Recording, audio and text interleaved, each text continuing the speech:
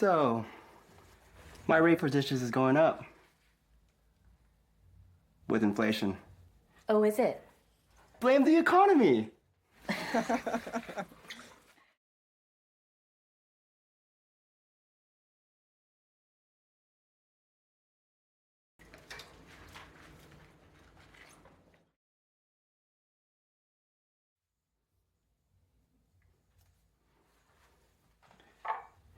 So, my rate for dishes is going up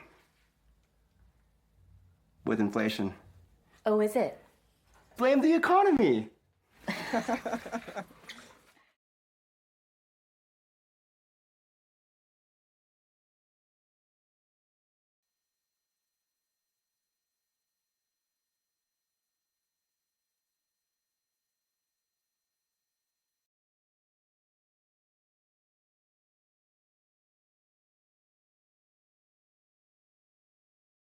Hey!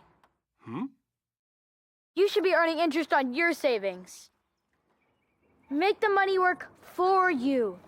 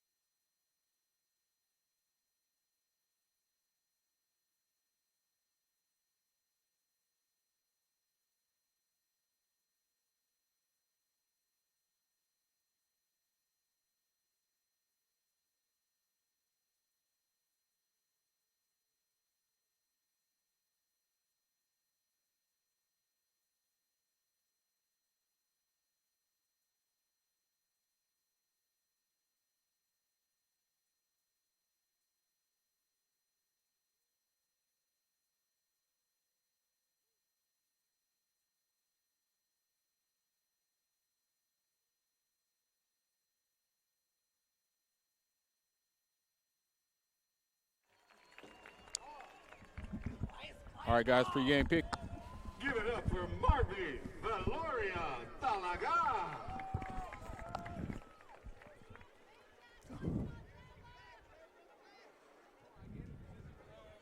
Thank you. All right.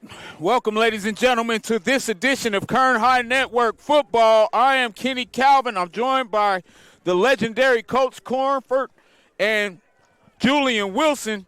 Special day at Kennedy High School, as this is the first Kern High Network broadcast ever in school history. The Thunderbirds will host the Shafter Generals. Coach, what do you expect out of tonight? I expect a great game. This is two of the best running backs, if not the two best running backs in town going at it tonight. We got Jace DeMcCoblin for Kennedy. He's rushed for over 5,000 yards in his career. In fact, 5,600 yards, which is amazing. I mean, that's more than Ryan Matthews rushed for. And then on the other side, Marion Sloan is a Boise State commit for Shafter, who's averaging 14 yards a carry. So high school running backs are worth their weight in gold, and both these guys are big guys that are worth their weight in gold. Two contrasting styles. You have the arm of Osborne. You have the legs of DeMcCoblin. Going to be an amazing night. Yeah. Honored to share it with you too, Coach. Yeah, it's going to be great. If you haven't seen Kennedy play before, they're going to look to pound the ball. Expect DeMcCoblin to carry it 25, 30 times. Shafter, they're going to take what you give them, and they can take it. Ezekiel Osborne has nearly 9,000 career passing yards. This is his fourth year as the starter, and all those yards, and he missed half the season last year. I mean, you think about those numbers. We've both played in some historic programs with some great players. Those might be some of the best numbers I ever heard.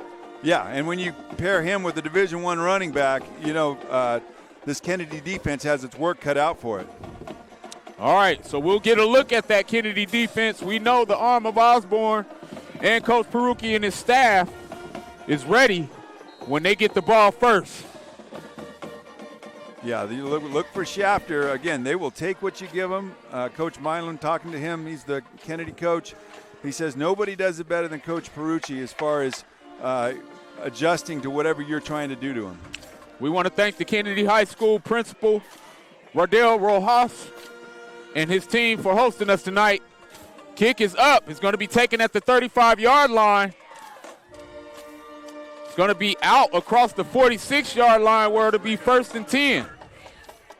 So like we said, this is the first time our Kern High Network team has streamed at a school outside of our district. So we definitely want to thank the RFK Stamp campus for being so welcoming. And they should be proud of this campus. This is beautiful. The field is gorgeous. The practice fields are awesome. The campus itself is beautiful. So they did a lot of things right when they built this school about 17, 18 years ago. Absolutely. All right. Osborne coming out in a shotgun double set. 30 front for Kennedy.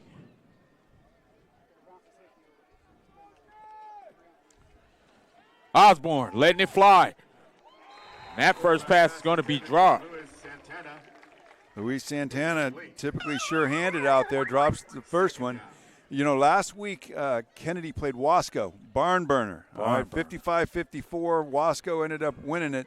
But Wasco's a pretty one-dimensional team. You add in the passing ability here at Shafter, and it takes another layer of complex. I don't know what I'm saying, but it's complex.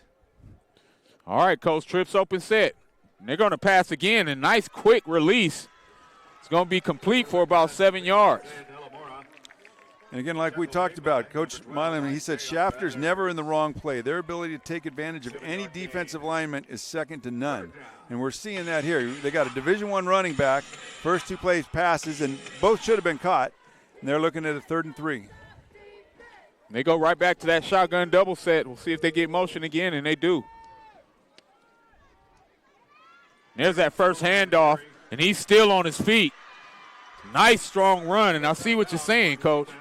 Well, Marion Sloan there, he's done it for 4 years now, too. He started as a receiver his first 2 years here, but you watch him run. He's got good size. He's almost the exact same size, measurables as Ryan Matthews, who played for me at West. But he's very patient in the hole, and we saw some of that there. Yeah, definitely nice patience and vision. And they go quick screen up top again, rocket screen. That's going to be complete for 7 yards.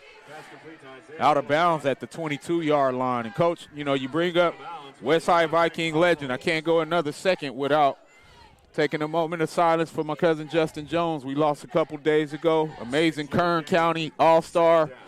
Will be missed. Yes, he will. I didn't get the opportunity to coach him, but his name is up there on the strength chart. And some of the coaches that I did coach with had nothing but great things to say about him. So sorry for your loss there. Thank you, Coach. All right, Shafter, trips open set. They go right back inside run to Sloan. And I think if you're Kennedy, you have to overload against the run here. And you have to hope that your defensive back can hold up against the Shafter passing attack. Because if you play a light box against Shafter, Sloan's going to run all over you. Yeah, I mean, looking at Sloan's numbers, he's averaging well over 7 yards a pop. 14 to be exact. So. Yeah, 14 yards a pop, double that. And you hear so much about Osborne that he can be lost in the sauce until you start watching film and you see how successful they are as a team. An interesting thing on Sloan is he's only carried the ball 60 times this year. Wow. Now he scored 15 touchdowns, so 1 to 4 times he's touched it. They've had some blowouts. They haven't played as tough a schedule as Kennedy has played so far. The toughest team they did play was really tough. That was St. Joe's, who was able to kind of manhandle them on the line there. But otherwise, Sloan hasn't played into the fourth quarter very many games this year, as attributed. So he's fresh. I mean, and to be averaging that much per carry on that few touches is amazing as well, Coach. I mean, you talk about the game last week, they win 59-7. Osborne had 4 touchdowns. You got to think he probably didn't play in the second half. Right. Yeah, and that's, again, their strength of schedule hasn't been quite there yet, but they've, this is a team that when these guys were freshmen, talking about Osborne and Sloan, they beat Bakersfield High School. Yes, they did. I was there that night. That was a tough one to swallow. We have an injured Shafter player there. We'll get the number for you when we have a second. And it looks like it's going to be the left tackle. Well, that's going to be tough because I know Shafter's already down 2 offensive linemen. They're starting 2 sophomores tonight, and they only had 10 on the roster to begin with. So they have 8 suited up, and if one goes down here, they're getting pretty thin. Yeah, that's tough. That's going to be David Paniagua. He's the senior leader on that offensive line, 5'11", 240. You know, definitely not the way you want to start if you're the Generals, because, you know, you have some nice momentum there, and then Right. you lose one of your big guns up front. Yeah, one of your senior leaders, a 300-pound bench presser, you know, over there at left tackle. Kind of nice to run behind guys like that. All right, so good news. He is up. You know, hopefully we can get him back out there. That gives us time to thank our Hall of Fame boss, Stan Green, and the Kern High School District Superintendents, as well as our sponsors at Valley Strong Credit Union for allowing us to put on events like this, and definitely want to thank the Kennedy High School staff. But right now it's 2nd and short, or 3rd and short. Trips open. Marion Sloan on the carry. Short run inside, and they'll have first down yardage. 4-yard gain. Yeah, and what you'll see from a Perucci team running-wise is a lot of zone blocking. He's an expert. He played at UNLV, loves the zone scheme. You know, he's got 80-plus wins, I think, at Shafter, was a really successful coach at Bakersfield Christian, played for a state championship while there, and then, you know, had started his career at East High as the head coach for a while. Very decorated leader. They go quick out. Makes one miss. Makes 2 miss. Still on his feet. Quarterback pass complete. Down to the 1-yard line. Dominic Reyes. Adrian Garcia there, sophomore, 5'9", 150-pounder, making a great effort there. Correction, Adrian Garcia on the catch. Amazing effort by Garcia. I mean, he made 1 miss and almost carried the rest of them in, Coach. So the Shafter team has got quite a few seniors that have been around, but they got a lot of sophomores playing some time for him too. Sloan on the carry. Sloan is in for the touchdown, exclamation point. How about that first drive, Coach? That looked very easy. Well, I mean, again, they don't put themselves in rough situations. You saw no penalties on that drive. They never faced a 3rd and long. They were able to keep the ball with the short passing game going there, and then, hey, Sloan is Sloan. He's got a good line in front of him, knows what they're doing, and he puts the ball in the end zone about 1 in every 4 plays.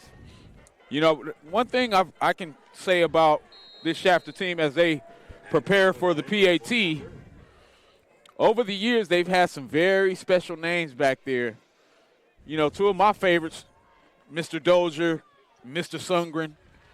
They're both playing at the collegiate level now. The first drive of the contest. You know, but every year they find a way to get amazing results out of their big guns. Well, I think this is true with Kennedy too. They're both great programs, and they're not the Division I programs. But there's no coach from Pacific Lutheran. Frosty Westering wrote a book, "Make the Big Time Where You Are," and that's what both of these coaches have done with their programs. They're big time programs. You look at the players; they're all in shape out there. You know, these guys passed the eye test. They're not the biggest rosters that you'll find. There's not 50 guys on the Shafter roster, but these guys are all in shape. They can all play football. And, again, Coach Perucci's done a great job of teaching the game to them. And the same can be said of this Kennedy roster. I mean, you look at them down there, they got some monsters up front, guys that clearly have been in the weight room. One of the great things they do is they test pull-ups for all of their guys. Oh, nice. Yeah, so I love it. Even their linemen have a pull-up max. Yeah. So you want to find out if you're really in shape, go try to do some pull-ups. All right, we'll get our first look at the Kennedy offense. Nice kick. That's going to be a touchback. Boomed into the end zone. So it'll be 1st and 10 for Kennedy. And like we said, contrasting styles, Coach. One of the stats that blew me away from last week's game for Kennedy was seeing 1 pass. It went for a touchdown, That went for the touchdown, yeah. It had to be play action, too. Right? Yeah, well, it's similar to that double wing. But this is old school T formation, all right? You talk about Walter Camp in the late 1800s Ooh. invented it. Wow. The most popular offense in the 1930s and 40s. My high school used to run a little T formation near the goal line, but you'll see them mix in some other things, like you see a double wing look here. All right, 1st and 10. They go power on the right side, and he has some movement. It's going to be a 9-yard gain. So that's Jamison Membreve. He is averaging 9.4 yards a carry, and he's kind of the changeup out there. They got another one, Deontay Campos. He's their leading receiver. And then Christian Hernandez, you also see him carry the ball. He's averaging 10.5 yards a carry. But they're all the changeups. The fastball is the big guy up front, Jace DeMcCoblin. 6'1", 225. Think Whoa. of Christian Okoye, Wow. Derrick Henry type. And man on the carry. Amazing comparisons as we get that inside trap. That's going to bring up 3rd and short for Kennedy, and this is keeping them on schedule, right, Coach? Yeah, this is their ball game. They're gonna look to pound the rock. Again, when they do throw it, they'll throw it deep. Last week it was Yoshi Tanaka, their tight end. He had a 60-yard touchdown against Wasco, but he's only got 2 catches on the year. There's that T formation that you said, Coach, and they go power on the left side, and they're going to have enough. Carry, that's enough for a Thunderbird. Talking with Coach Ferrucci about the challenge of trying to slow down Jace DeMcCoblin, he said you got to get him at the line of scrimmage. If he gets that power going downhill on you, then he's going to carry you for 3 or 4 more yards every time after contact. Reminiscent of the Jerome Bettises, the Steven Jacksons, the bigger backs. Once those guys get to that 2nd and 3rd level, they are extremely hard to bring down. Yeah, when you got a 225-pound running back running with a head of steam and you're a 145-pound DB, it's not the most fun thing in the world. All right, here's that double wing again for Kennedy, 1st and 10. Oh, we have a pass. And that's going to be complete. Across the 50. And it's a track race across the 40. He's going to be out at the 20. And talk about catching him off guard. We got an early pass from Kennedy. Well, I was watching Kennedy warm up, and in their warm-ups, they threw the ball almost every snap, just trying to work. Now, in a typical game, they haven't done it that much, but the defensive back was playing off. They got a guy out there that is quick in space, one-on-one, and was able to beat him, get down the field. Plus, they'll get half the distance to the goal line after the late hit. Luis Santana with the catch, and that was a nice move, making that first guy miss. He actually earned another 50 yards after that move. Amazing play call by Coach Malone. Yeah, what we've seen, we expected J.C. McCoblin right, J.C. McCoblin left, and he's carried it one time so far, but they've had 3 other people touch it the other plays. I love it. Against the Generals. All right, so after the penalty, you got a 1st and goal. Now, these 2 teams have dominated the league, the last several years. It's come down to this game. Shafter's won the last 2. The year Shafter actually played for the state title, though, they got beat by Kennedy. Wow. You got to love the new traditions that become rivalries, right? Brand new school. We can say brand new over the last 20 years. Ball's handed off inside. And that's going to be across the end zone for a touchdown, Kennedy. Yeah, so this game is all that it's built up about. That's his 2nd carry, but you see the power there of the running back, J.C. McCoblin. But his offensive line is built with a bunch of studs up front. San Ortega, Isaiah Ortiz, Juan Barajas, Ben Garcia, Julian Bersenio. They average about 5'11", 260. But again, these guys are in the weight room hitting pull-ups. So they're not just, eating Doritos. Right. Well, hey, Coach, both offenses as good as advertised so far. Kennedy answers right back. And now they attempt the PAT. Kick is up. Kick is good. So we have a tie, 7-7 with 6:56 remaining to play in the first quarter. We'll take our first break and be right back on Kern High Network.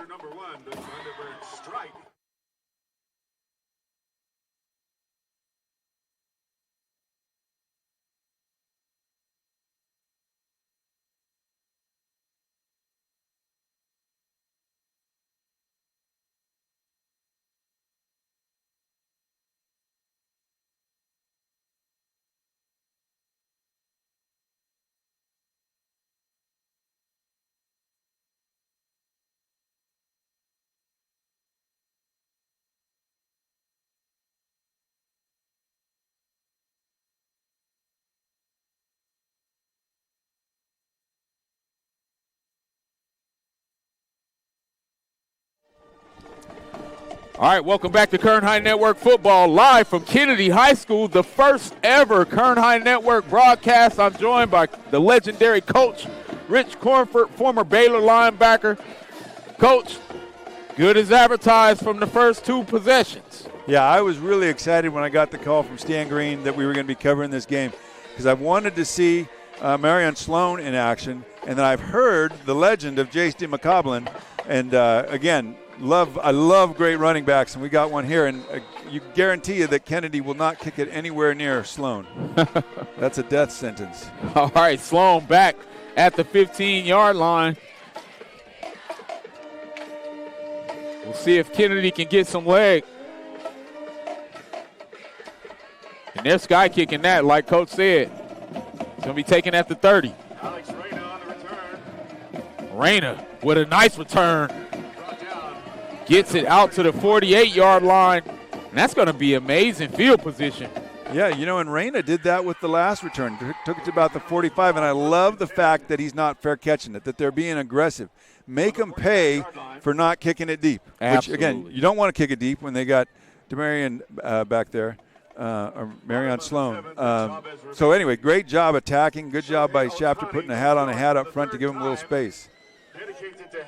Yeah, I mean, Coach, because first and 10 from the opponent's 48-yard line is definitely music to your ears as an offensive coordinator. So you got Osborne, trips open set.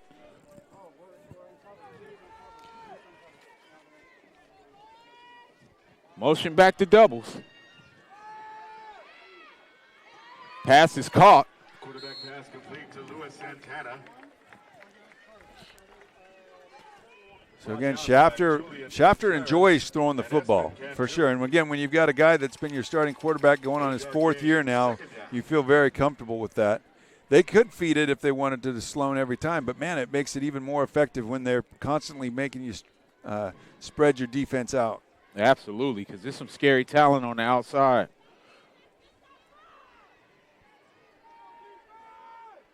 Shotgun double set. Osborne drops back to pass, looks left, has a man. Oh, and that looked like a little bit of contact. Intended for number 11, Alex Reyna. Incomplete. Penalty marker on the play. And that they did get him with his hand in the cookie jar. That was a great release inside on that post route. Yeah, great release by him. Good job occupying the safety by the other receiver.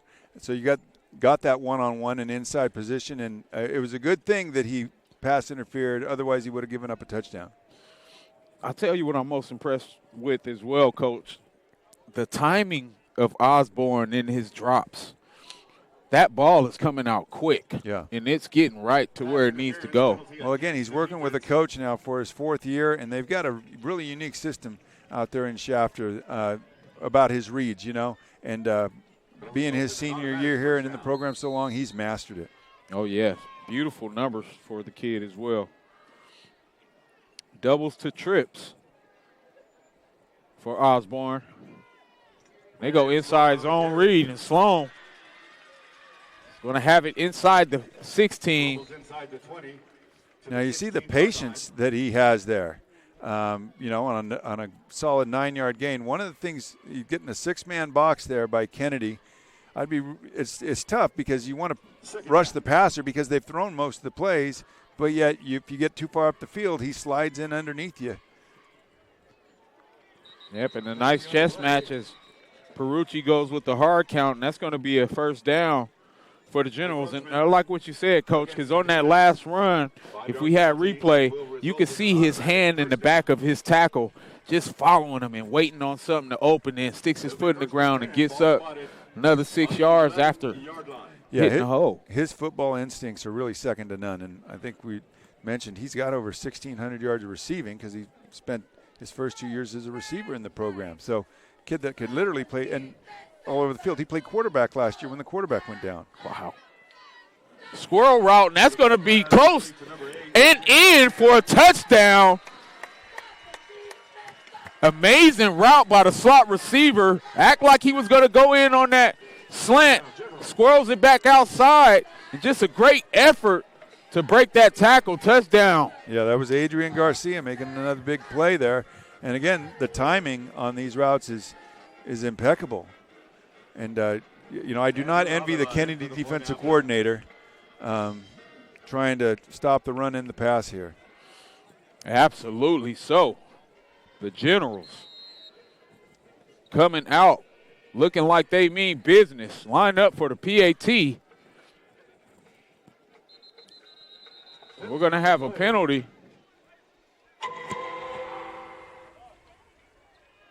We have encroachment. Against the Thunderbirds.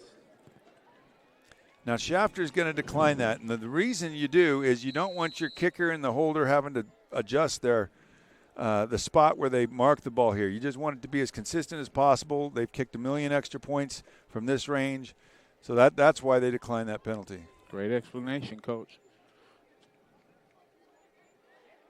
Look like we have movement again, so we have another whistle. And that may be encroachment again. And if you're Kennedy, false start. Yeah, I was going to say, if you're Kennedy, why not encroach? If they're not going to take it, try to time it and maybe get one. Yeah, I mean, be aggressive, especially if you know they're going to decline it. Now you have an additional 5 yards for the Generals. Yeah, now he's off his mark. Now, watching in warm-ups, too, they had a snap that went over the holder's head. It looks like he's dialed in with his last couple snaps, but watch to see where this snap is placed. Salcido on the hold. Snap is good. Kick is up. And kick is good. So the Generals go up 14-7 with 5:24 left to play. We'll take another quick break and be back on Kern High Network right after this.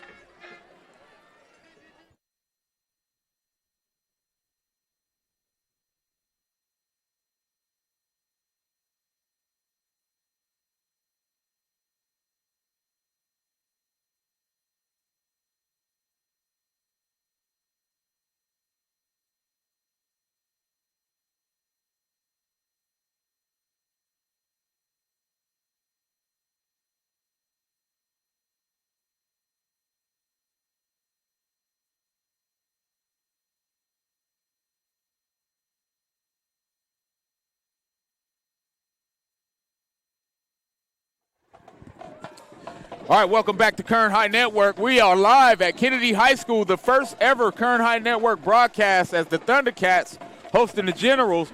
Right now, the Generals clicking on all cylinders. Kennedy getting their second possession. And this one's going to bounce in for another touchback. And I think if I'm Kennedy, I'm going to back up a few steps to give my chance an opportunity to return that. I agree, Coach. You have some athletes, and in the return game, big things can happen to change the timing and momentum of a game.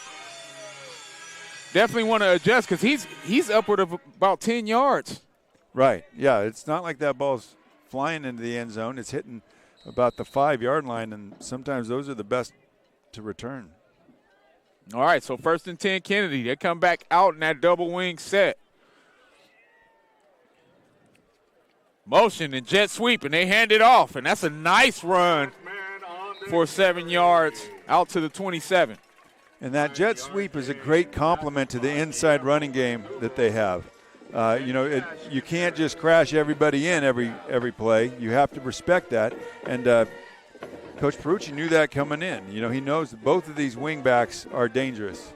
I'm seeing that already, Coach, based on, we've seen those plays to both sides of the field. Definitely great attention getters to help D. McCoblin. They go back inside to D. McCoblin. He has a hole, and he's going to have first down yardage. Chase on the carry. That's enough for a Thunderbird first down. Even though Kennedy does not threaten you really that much vertically, they do threaten you horizontally. So you have to cover all 52 or 53 and a third yards of this field laterally over there, which again stresses the defense. We've seen some great teams in past years have the same kind of success without playing basketball on grass. It's just staying within the context of your offense, and we're already seeing them average about 7 yards a play. Yeah, and again, they've had multiple weapons touch the ball. Paloma in pistol formation. That's Jamison Membreve. He's the backup running back. He's got 366 yards this year, averaging 9.4 a carry. And Membreve, he's 5'5", 145, so it sounds small, but when you're that short, that's kind of stocky. All right, 2nd and 8 for the Thunderbirds. Trips open set for Paloma. Paloma rolls right, looking deep. He's going to let it fly, and it's going to be incomplete. Well covered down the field by the General secondary. Yeah, and we're going to see Kennedy now in their first 3rd and long situation. It's going to be 3rd and 8.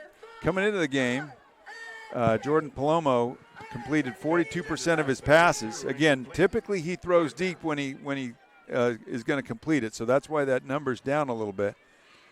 But he's shown he can hit the quick hitch route. Well, we've already seen more passes than they had all of last week versus the Wasco Tigers. 3rd and an important 8 yards for the Thundercats. Thunderbirds. Oh, huge play in the backfield by the Shafter Generals, and that's going to bring up 4th down. Great coverage on the backside as there was nowhere to go for Paloma. And again, this is our first time covering Kennedy, and it's interesting. They got stopped here, but they didn't have Jace DeMcCoblin on the field for any of those 3 plays. And I don't know if it's just their strategy of, hey, resting him every little bit or not, but it definitely backfired. Absolutely, Coach, because we were talking about how successful they were with that wing T offense and just doing what they usually do. And they go away from it, go shotgun and pistol, and it's 2 negative plays. So 4th down for Kennedy. We'll see their punt unit for the first time. Nice snap. And that's a nice, beautiful punt. Going to be out at the 30-yard line, so great defense for the Generals. Well, good job punting the ball away from Marion Sloan. Got about a 30-yard net, which in high school football you'll take most of the time. So, Coach, one of the things I love to highlight, we all know the head coach's names, as they get the credit and the blame in most instances. But one of the things I was excited to see was some of the assistants' names and seeing the Nathan Munson over on the Shafter General team. This is a new experience for him in a new environment, but you see the same output from his secondary so far in the coverage. Yeah, a guy that knows football in and out. Again, a legend with the Bakersfield Blitz. Shout out to Coach Van Horn, the Hall of Famer. Marion Sloan on the carry. Kennedy's going to need a stop in the biggest way, and they have yet to really slow down Shafter tonight. And, even on that's probably their best defensive play right there, and it was a 4-yard gain. So, again, their defensive style is a little different. You'll notice their defensive linemen don't get in the 3-point stance. They're going to slant a lot, bring linebackers from the inside, outside, and everywhere. Wow. Nice pass and catch and coverage, but just an amazing grab by Luis Santana. Yeah, junior wide receiver there. Again, these Shafter receivers all have between 250 and 350 yards receiving. They're really balanced with who they throw to, which means you got to make sure you got studs covering all of them. Tough hands catch. And now they go right back to the left side, and that's a great move by number 16, and across the 30. It's going to be 1st down by the freshman receiver Isaiah De La Mora. And he is their leading receiver with 373 yards coming in. Heck of a basketball player from what I hear. Coach, I saw that, and I saw the 9 by his leading numbers. I was like, wow, this kid's a freshman leading the team in catches. Well, Perucci's not afraid to play freshmen. He's had a few good ones. Sloan inside for 2 yards. But go back to I want to go back to that slant play by Osborne. That throw on that slant Gonzalez and Jesus. Well, and the strong hands by Luis Santana on that slant, too. Oh, yeah. This is big-time football. I mean, Coach, you've played at the highest level. You've coached at an amazing level in output. We're seeing some good offense right now out of the Shafter Generals. Well, both of these teams are top 20 in the section despite being smaller schools. Yep, 19 and 20 respectively. Oh, and that was the first pass that was off, but it was good that it was behind him as you had that backer dropping underneath. Yeah, now for the first time we've got Shafter in the 3rd and long. Now they're built a little bit better for it than Kennedy is with their style, but I wouldn't be surprised if this isn't 4-down territory for him. So great down to call a screen or a draw, especially when you got a Division I running back there. Absolutely. Trips open set for Osborne. Motion to doubles. Osborne looking left, and he's going to have that go. Quarterback pass complete to number Complete. 11, Alex Reyna. Forced out of bounds by DeAndre. Yeah, that's again great timing. Difficult to cover that. 10-10, Generals ball. He went to the sticks, then went out, and the ball was right there waiting for him. Amazing route on that comeback, deep comeback out. That was good coverage as well, Coach. And now they go quads right.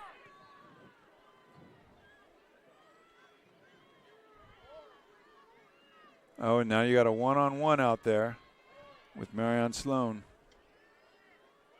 Pass is going to be intercepted. Amazing play by Kennedy, and that was the play that you said they needed, Coach. Yeah, that's big time, and just maybe getting a little too fancy out there, getting to a quad set, putting your stud running back to the other side, and the timing wasn't there on that one. Great play by the Kennedy. You make an amazing point there, Coach, because Kennedy really hadn't stopped you from running the football. You have an opportunity 1st and 10 inside your opponent's 20, and then you go empty and throw to the quad set when you have all those bodies over there. Yeah, and it's tough. That's only the 4th interception thrown by Osborne this year, so it's not something that happens much, but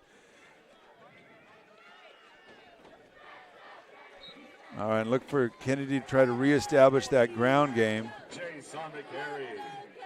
Again, when I was able to stand next to Jace D. McCoblin, and he is all of 6'1", 225 pounds, and by the way, he does 22 pull-ups. Well, as the clock winds down, I won't tell you how many I did the last time I tried. That is the end of the first quarter. Shafter Generals up 14. Over to Kennedy Thunderbird 7. We'll take a break and be back on Kern High Network. 14-7.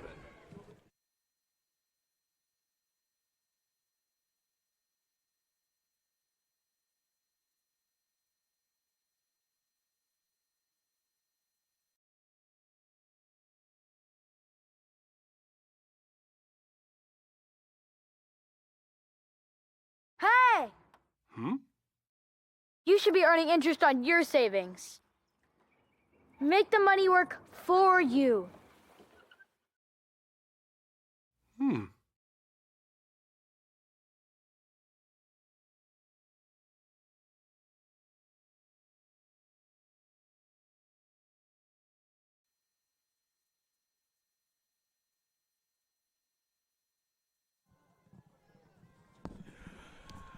All right, welcome back to Kennedy High School, live in Delano, California. The Shafter Generals almost had an opportunity to try to make this look very interesting.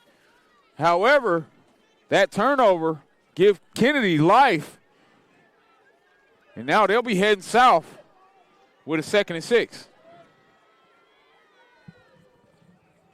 They go back to the ground game. Nice run inside. D. McCoblin still moving forward.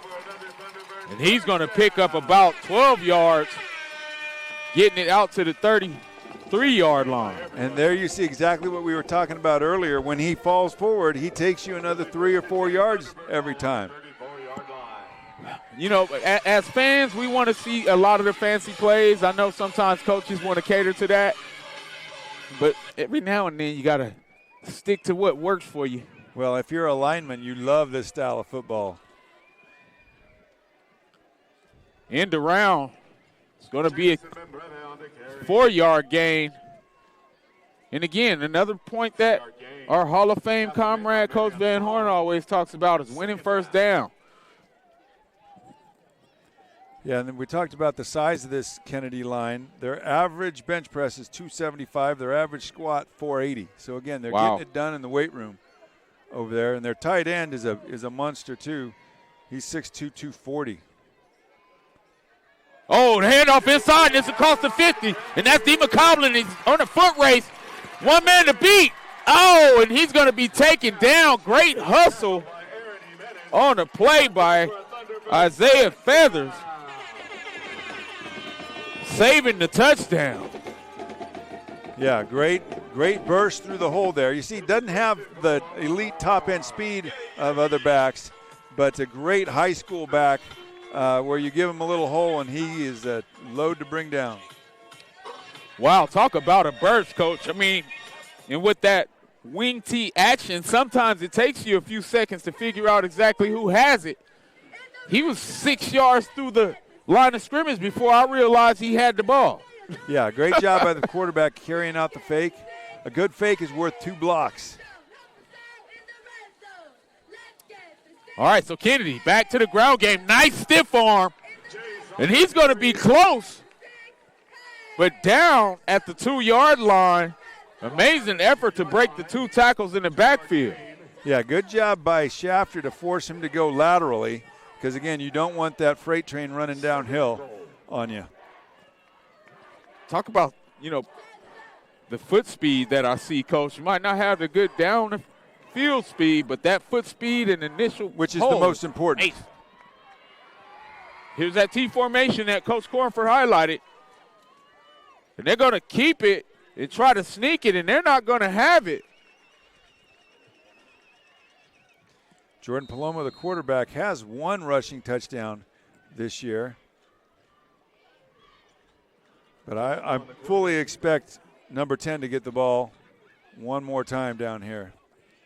All right, so they try to sneak and get a half a yard. That's going to be marked at the 1-yard line where it'll be 3rd and goal for that matter, for Kennedy. Looking to tie it up with 9 minutes to play in the second quarter. Ball's handed off, and that's going to be in for the touchdown, Thunderbirds. Well, I really like what they did there. They used their number 10, their stud running back, as the lead blocker. 225-pound lead blocker there.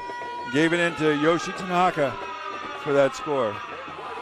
I love the unselfish play calling of Coach Milan in their offense. Because, again, we don't get to watch all the games. Sometimes we, looking at stats and we figure, okay, this is the guy that's going to have the huge night.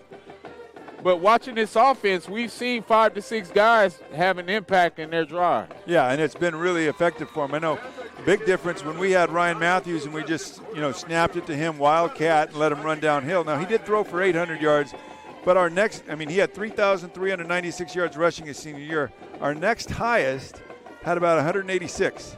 So, it was literally, almost, well, if you ever watched this play, it was Ryan Matthews left, Ryan Matthews right. And it worked. Yeah, absolutely. It's one of the greatest of all time. Yeah, too. I love their system here of making it so you better key on him, but when you do, they're going to hurt you with these other guys. Yep, very successful offensive play calling by Kennedy. And we got a tie game, Coach. We knew we were in for a good one, but this is as good as advertised so far. You've had the stops by either team. You had the interception by Kennedy. You had the punt. Yeah, getting those defensive stops or turnovers is going to be huge in this game. And, coming in, Kennedy's 5-2. They've played a pretty tough schedule. Their 2 losses are to Buchanan and Wasco, and then they beat Independence, who we know is a solid team, and they beat Hanford, who's a really good team. So they've been tested. Shafter, not quite as tough a schedule, though they have beat Edison. That's probably their best win, and their 1 loss was to a really good Division I team, St. Joseph's.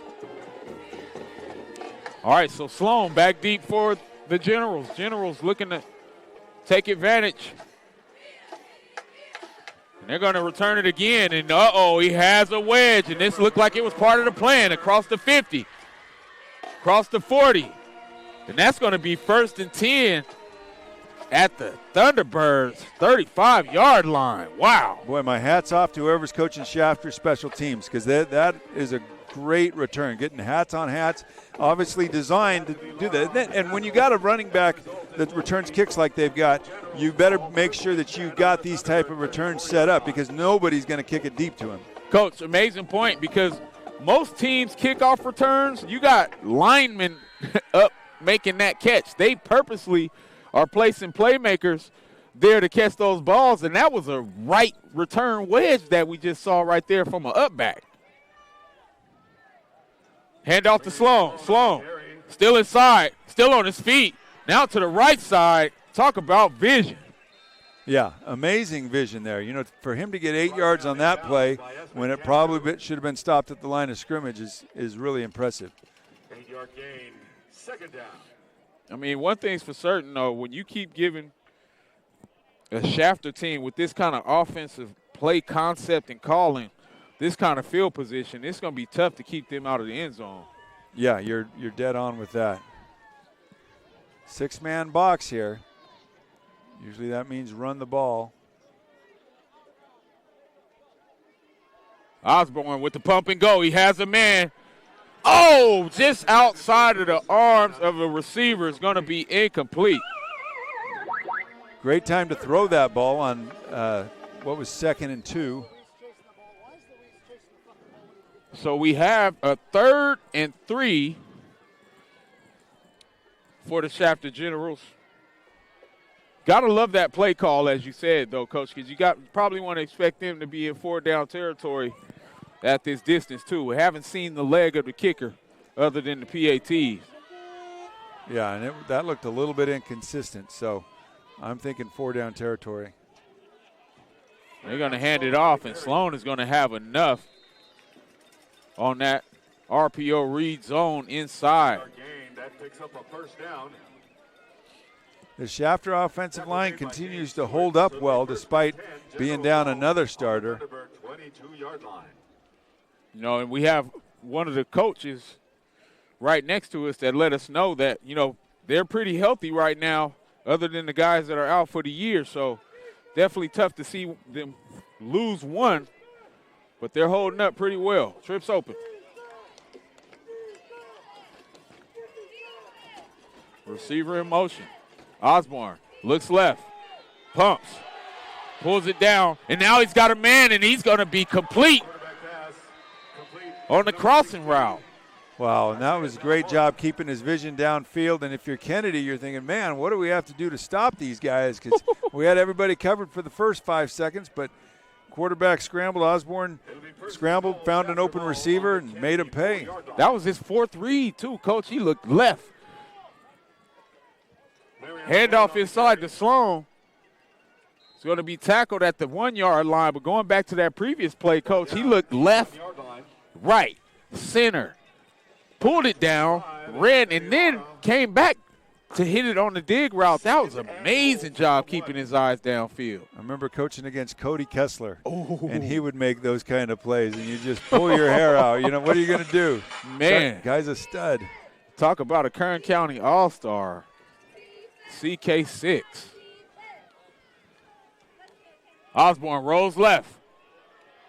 Has a man, and that's going to be complete for the touchdown. Alex Reyna. Yeah, Shafter's got to the point of their program where they are expecting to play for not only league championships, valley championships, but also state championships. And you see with the caliber athlete that they have and the strength and conditioning programs that they have, that they're well equipped to do that. They're a good football team. Yeah, great football team. They take advantage and make up for that interception on that last drive. Osborne doing it with his arm and his eyes. Have the Generals up, and now they are going to have movement on the PAT. But again, Coach, that the timing in his eyes, I mean, he's seeing everything the way he's supposed to see it. You love seeing that out of a kid in his fourth year. And again, I think it's he's the 9th leading passer in Central Section history. And again, he missed half of last year. So he's got a chance to break 10,000 passing yards in his career this year.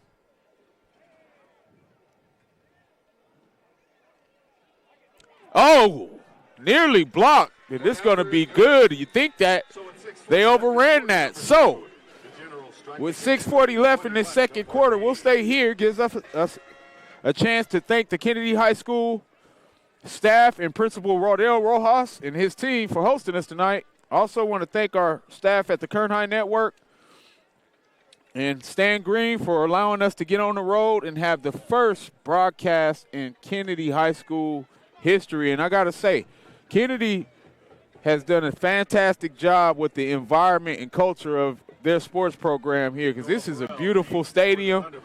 They have a beautiful crowd, beautiful vending, and a beautiful staff that welcome us in. So, I'm definitely honored to be here with you, Coach Cornford and Julian Wilson.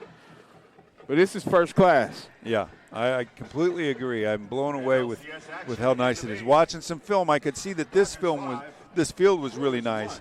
But again, their practice facility is awesome. Their gym is awesome. Their campus layout, beautiful. All right, Shafter with the momentum is going to kick it deep. And they're doing a great job taking advantage of their leg, of their kicker, eliminating the kickoff return game of the Thunderbirds. And I called them the Thundercats earlier because I just missed. That was my favorite cartoon, man. Lionel and Panthro and Chitara. Yeah, man, that was my favorite cartoon back in the days. The Thunderbirds. All right, so again, they've got to keep pace with these Shafter Generals. And we saw some really good ground and pound here by the Thunderbirds the last drive. I think they learned their lesson, Coach, sticking to what they know. Let's see if that happens, and they do. Go right back to the ground. But the Generals are ready for it. Great job by that defensive line. Yeah, really good job filling the gaps there. Number 33, Nick Rossetti, 46 tackles on the year, 6', 220-pound senior. Leading tackler for the Generals. All right, 2nd and 7 for Kennedy. That tackle puts them a little bit behind schedule as they only get 2. See if they stay on the ground here with this double wing set. I like the flip-flop of the tight end. They go jet sweep again. Was successful earlier, and it's going to be successful again. Nice carry for about 6 yards, where it'll be 3rd and short. Now they're right back on schedule. Again, good call there by Coach Mario Milan. He was very generous with his time with me. He is actually an elementary school principal here in town. Yeah, I don't see that combination too often. Right. Principal and head coach, that's a busy man. Unbalanced set here. 3rd and short. Palomo with the quarterback keeper. Palomo's going to keep it, and he's going to have about 4 yards, and that's a great conversion for Kennedy. As you said, Coach, it keeps them on schedule, and it doesn't take them out of their natural play calling element. Right. And they tackled Jace DeMcCoblin just for the heck of it on that play anyway. He didn't have the ball, but they tackled him. Hey, I would tackle him every time. Better safe than sorry. All right, Kennedy's offense looking very impressive with this run game. Kudos to the offensive line. 1st and 10. They go power on the right side, and that's a nice job again as they get 6 yards out to the 40-yard line. Now, if you're wondering, Kennedy is a Division III school. Shafter is Division IV. The way the rules work, if you're a top-ranked team at your division, you can play division up if you're a top 4-ranked team. So likely we'll see Kennedy in the Division II playoffs and Shafter in the Division III playoffs this year. Wow. All right, 2nd and 4 for Paloma and the Thunderbirds. Paloma keeps it again.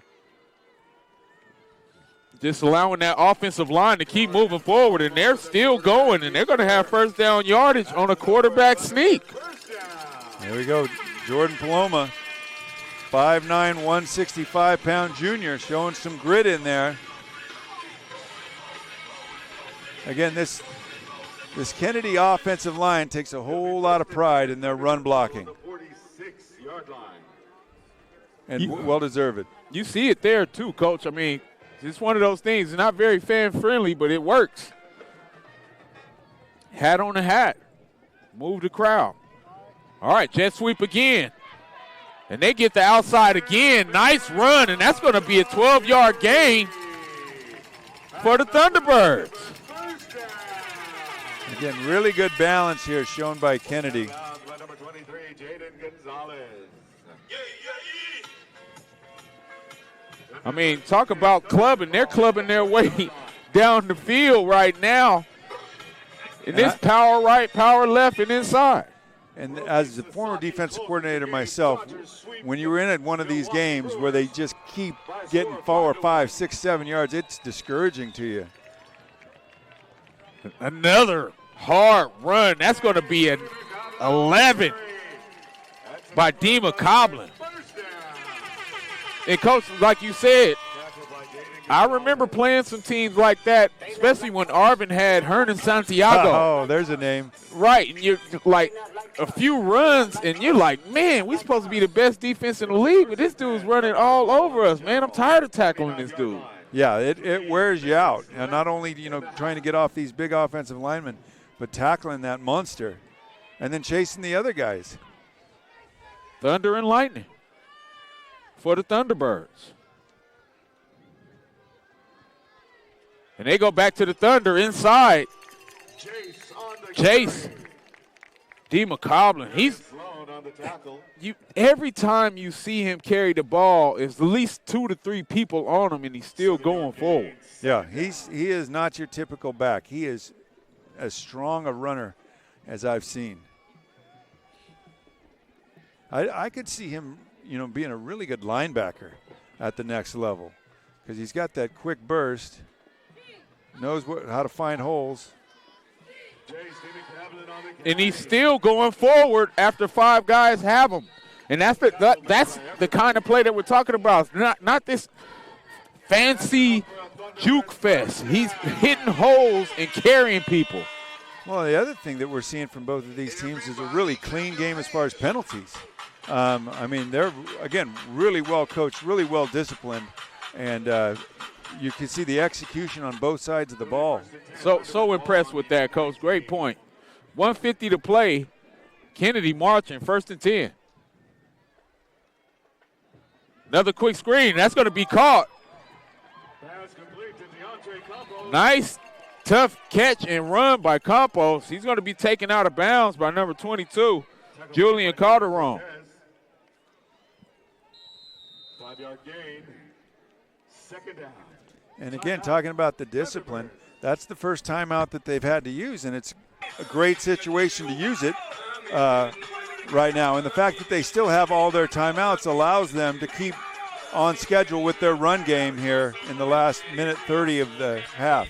Absolutely, and apologies, that was Cortez on the tackle as well. And like you said, Coach, when you got a team that's just continuing to hit you in the mouth like that, sometimes as a coach, you definitely want to just take a timeout to remind guys like, hey, okay, we're going to give you a breather, but you guys got to find a way to counteract that energy that they're having on the offensive side of the ball because they're getting whatever they want right now. Yeah, and it's that dilemma. We talked about it. You have to hit J.C. McCoblin in the backfield to have a chance to stop him. But if you over-focus on him, they hit you with these fly sweeps or these counters or the, zero-step drop throws, and they exploit you outside. All right, so the Thunderbirds are on schedule right now with a 2nd and 4. And here comes that T formation. And they go right back to the power left side, and they got some nice blocking out there. Still on his feet and out of bounds. inside the 5-yard line where it'll be 1st and goal. Kennedy, coach, we got a game on our hands.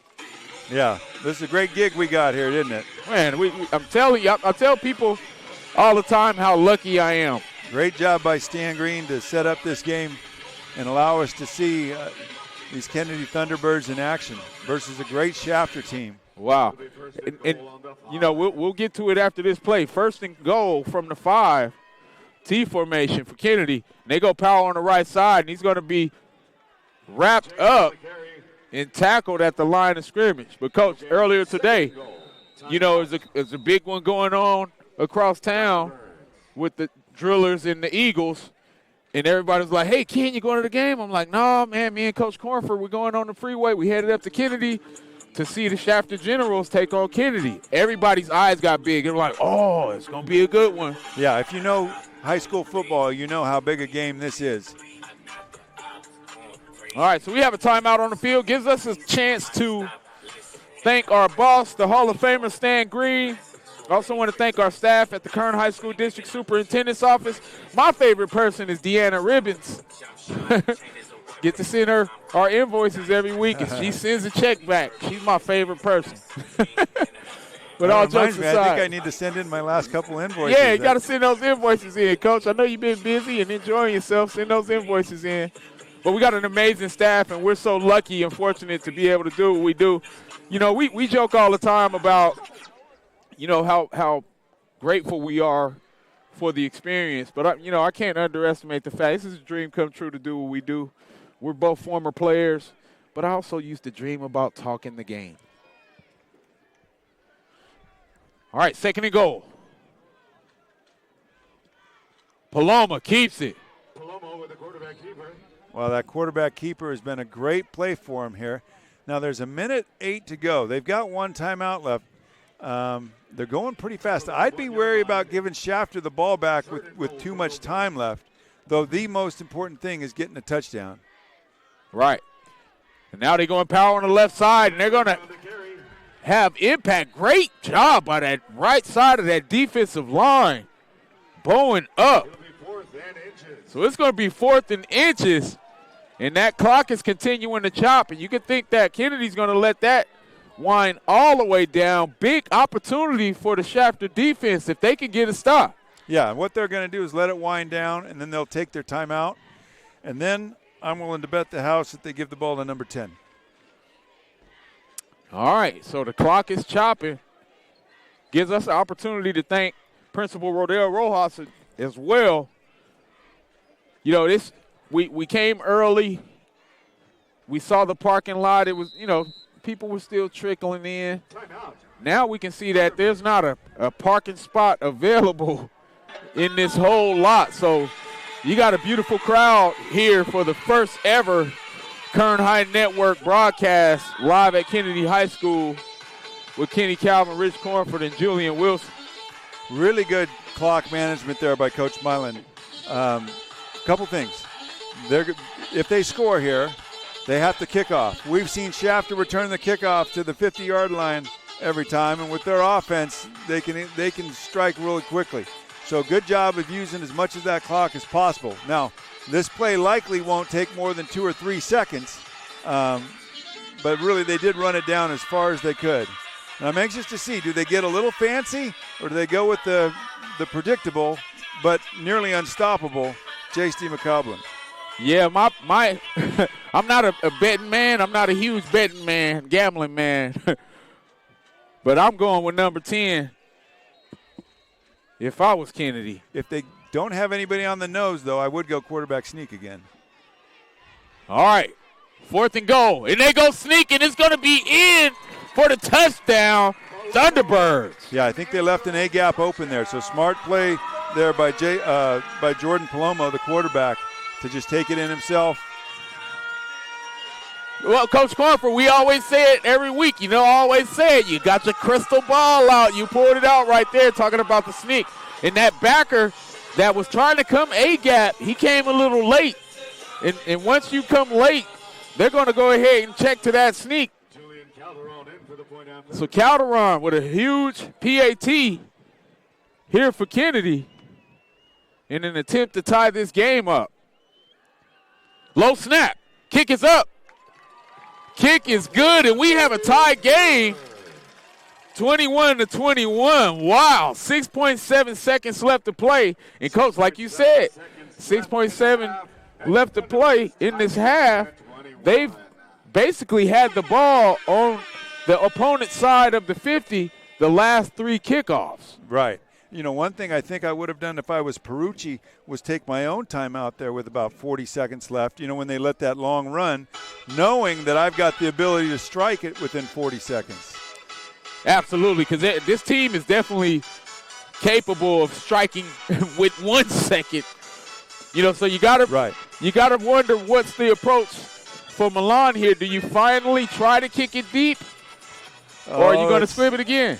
It's messing with the devil there if you kick it deep. But again, pick your poison. They've got the ability where, you know, they've got 5 guys out there that can hurt you with the ball in their hands. Coach, he's so close though. I'd be tempted to kick it over his head and hope it rolled in the end zone.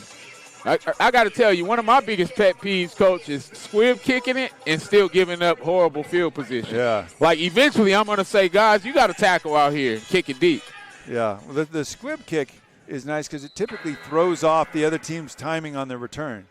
But, you know, Shafter's well coached. Everything that Kennedy's tried, Shafter's had an answer to. All right, so this may be the most interesting 6.7 seconds we ever have to break down, because it's definitely going to be key on how they approach this kick.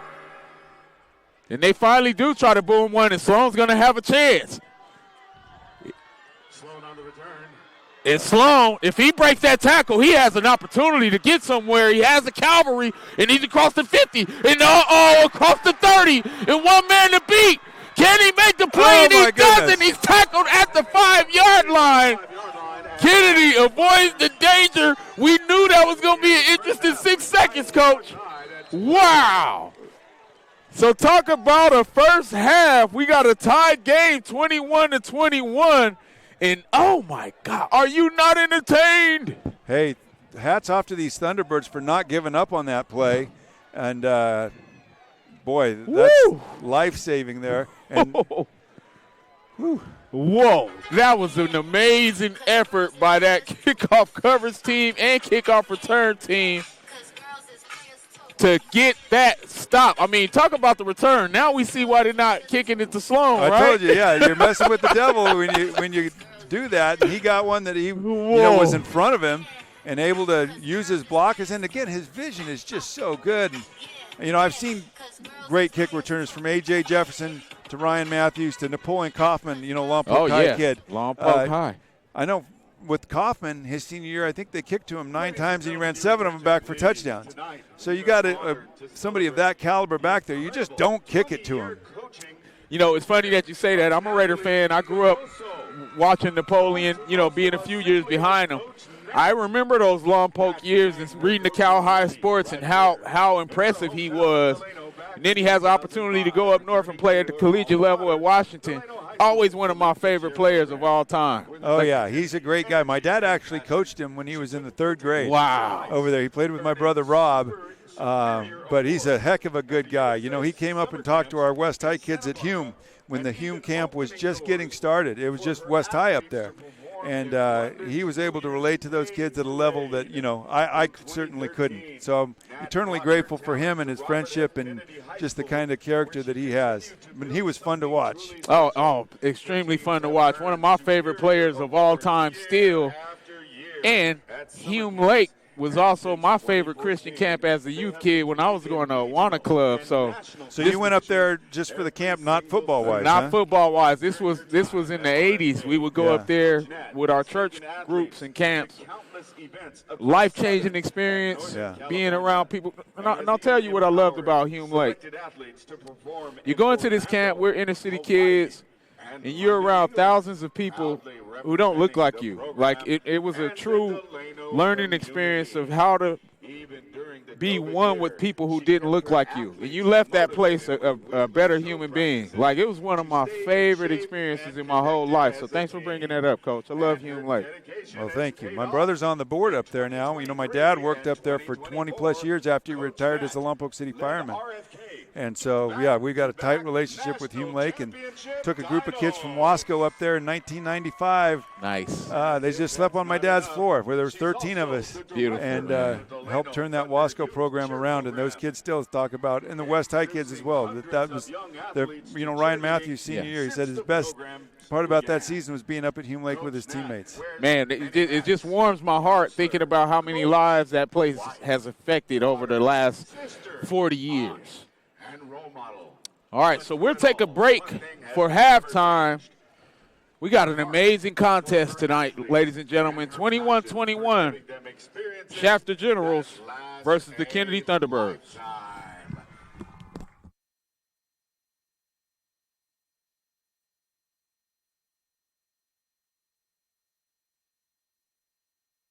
Take cash, direct deposit, or check. I think a pony is a smart investment. My rate for dishes is going up with inflation.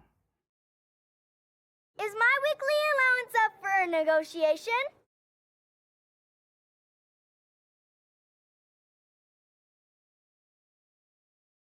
I'm also open to a salary position.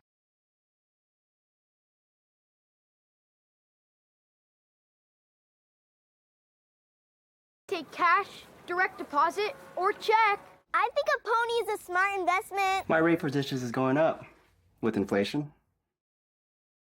Is my weekly allowance up for a negotiation?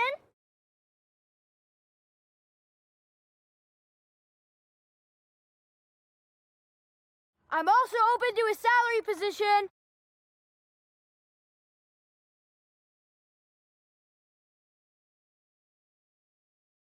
Take cash, direct deposit, or check. I think a pony is a smart investment. My rate for dishes is going up with inflation. Is my weekly allowance up for a negotiation?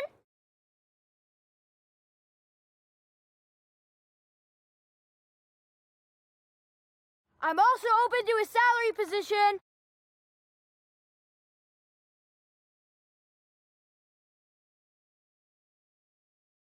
Take cash, direct deposit, or check. I think a pony is a smart investment. My rate for dishes is going up with inflation. Is my weekly allowance up for a negotiation?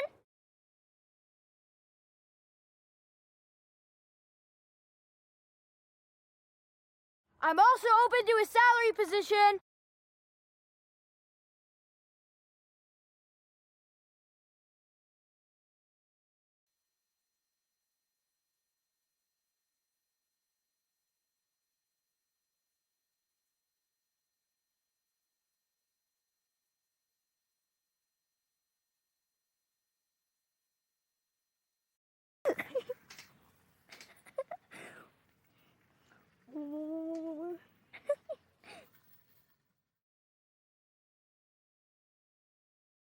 Hey, Dad! Is my weekly allowance up for a negotiation? No, not really. Okay, Okay. we'll talk about this later.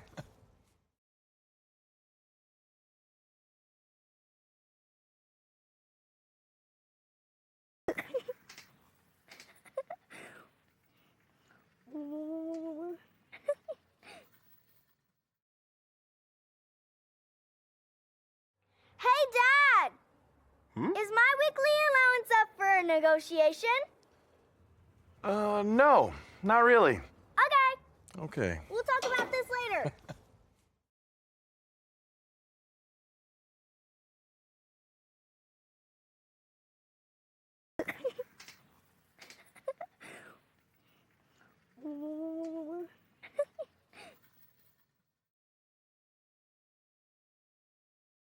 Hey, Dad! Is my weekly allowance up for a negotiation? No, not really. Okay, Okay. we'll talk about this later.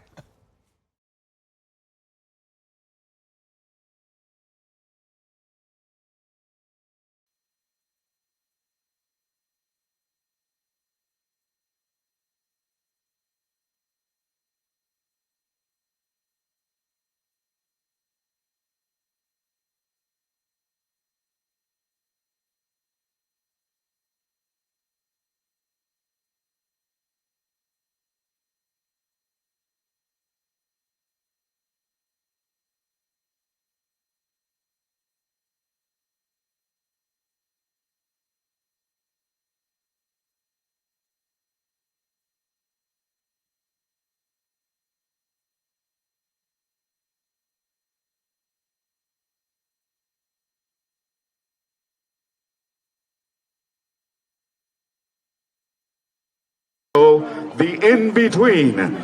This year, their staff includes Ray J. Bueno for front ensemble, Giancarlo Beltran for percussion, Monica Gonzalez for color guard, Leslie for sound tech, and Terry Gonzalez for general effects.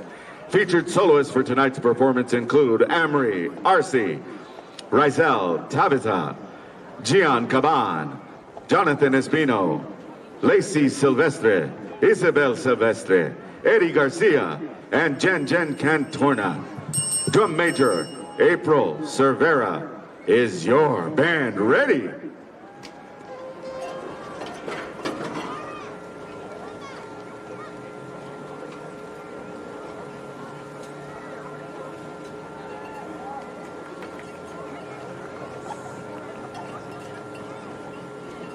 Good evening. Will you be staying with us tonight? Excellent.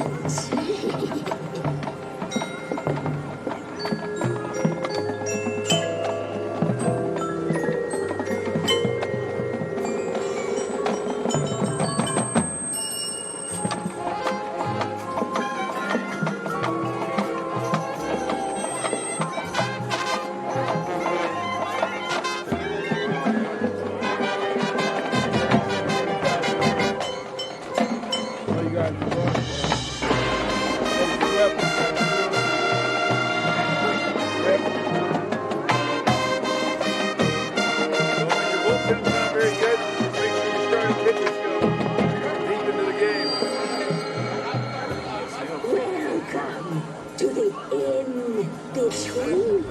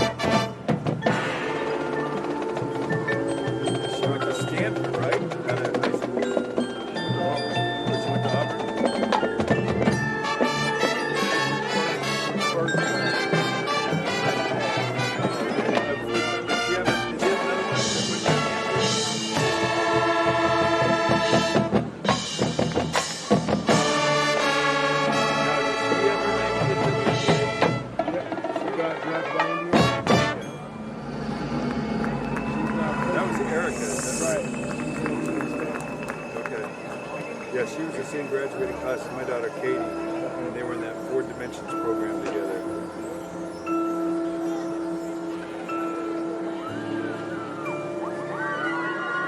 About 16 years as a professional athlete.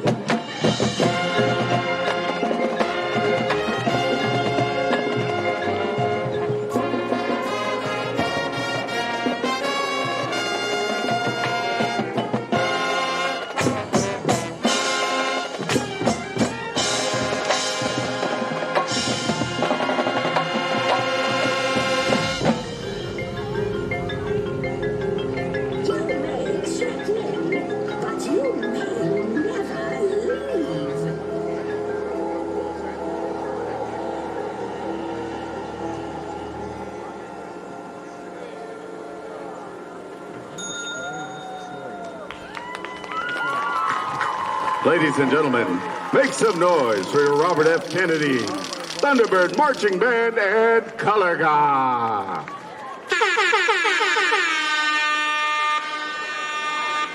Let's go like ooh, ooh, ah, ah, hey, hey, turn up, ooh, ooh, ha, ha, hey.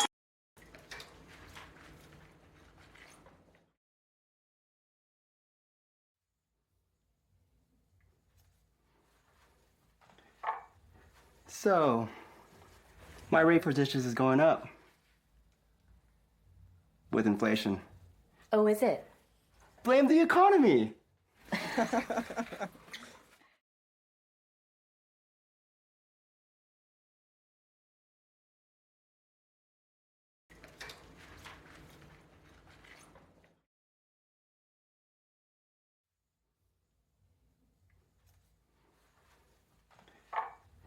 So, my rate for dishes is going up with inflation. Oh, is it? Blame the economy.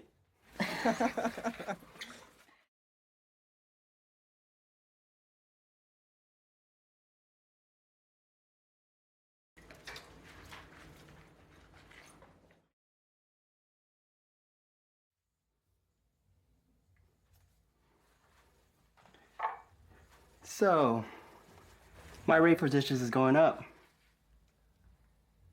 with inflation. Oh, is it? Blame the economy.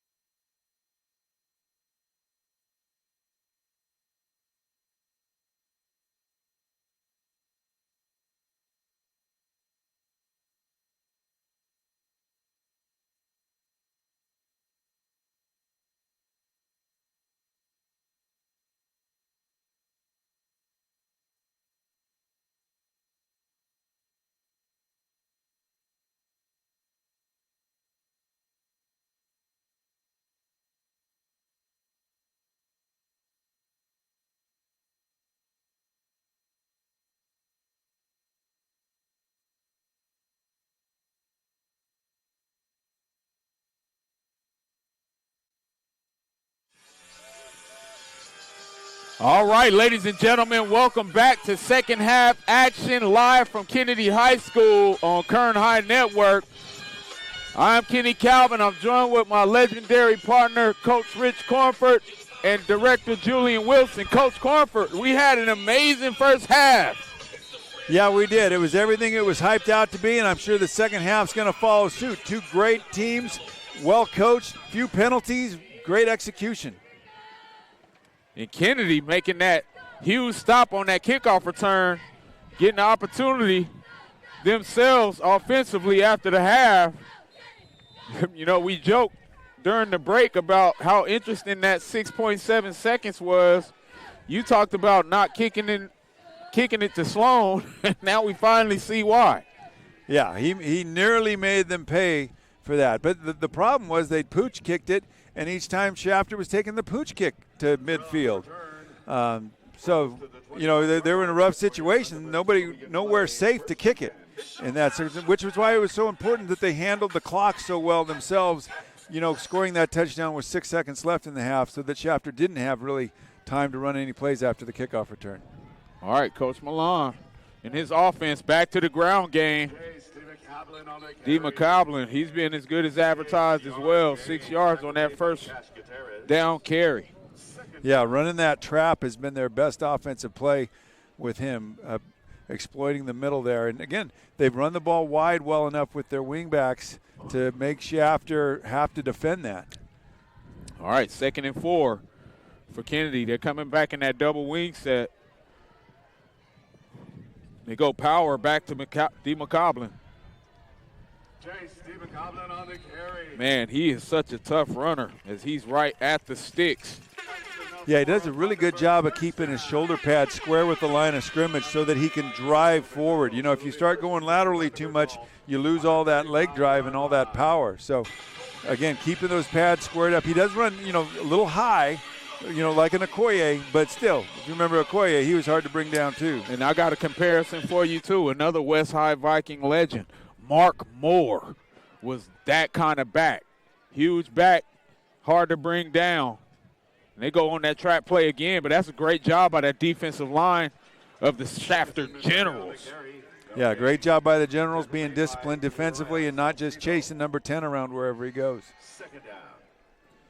You know, and when you have these special games, we also have special viewers. And one of my special viewers tonight is the father of one of my wife's co-workers, Paul Hernandez, former Shafter General, class of 1963. And I said, what year did he play? And Trish said, he said the last time the Generals were undefeated, 1963. Shout out to Paul Hernandez. Legend. All right, Paloma drops back to pass, and he's going to be sacked. Huge loss. Well, there we see the importance of that first down stop. Now we got Kennedy doing something that's not really in their comfort zone, and Shafter exploits him and knocks him back to 3rd and 17. And this is definitely where Kennedy does not want to be, and they really weren't in this situation the entire first half. I mean, and that's, you know, one of those things that we talked about earlier too. You know what you're good at. You get away from that and go play action pass, and you lose 12 yards, I should say. Those are the kind of things you can't do when you're 3 yards. Kennedy just broke the huddle with too many players, and they did not call it. That should have been a penalty. Yep, and you see Peruki down there hoping to get that call. Yeah, that was, I think. Yeah, they had 14 people. Yeah, they had a plethora of people come out of that huddle, and I'm surprised that the officials did not call that one.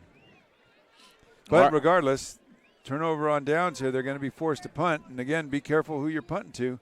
Last time they got about a 30-yard net, the ball went out of bounds. I'd love for my punter to do the same thing if I'm Kennedy. Absolutely, because we saw how dangerous Sloan is. Calderon's going to need to place that thing towards the sideline if he doesn't want any damage. But great stop by the Generals. Nice snap and a beautiful punt. It's going to head towards that sideline. and take a Kennedy bounce. Ball takes a Thunderbird roll. Yeah, about a 35-yard net on that one. You'll take that every day of the week if you're the Thunderbirds. Yeah, you got to love the angle too, Coach, because, you know, it might not be deep, but he's kicking it towards the sideline and keeping it away from him. And that's all you can ask for. Yeah, and this Kennedy deep snapper is the real deal, too. He puts the ball back there quickly.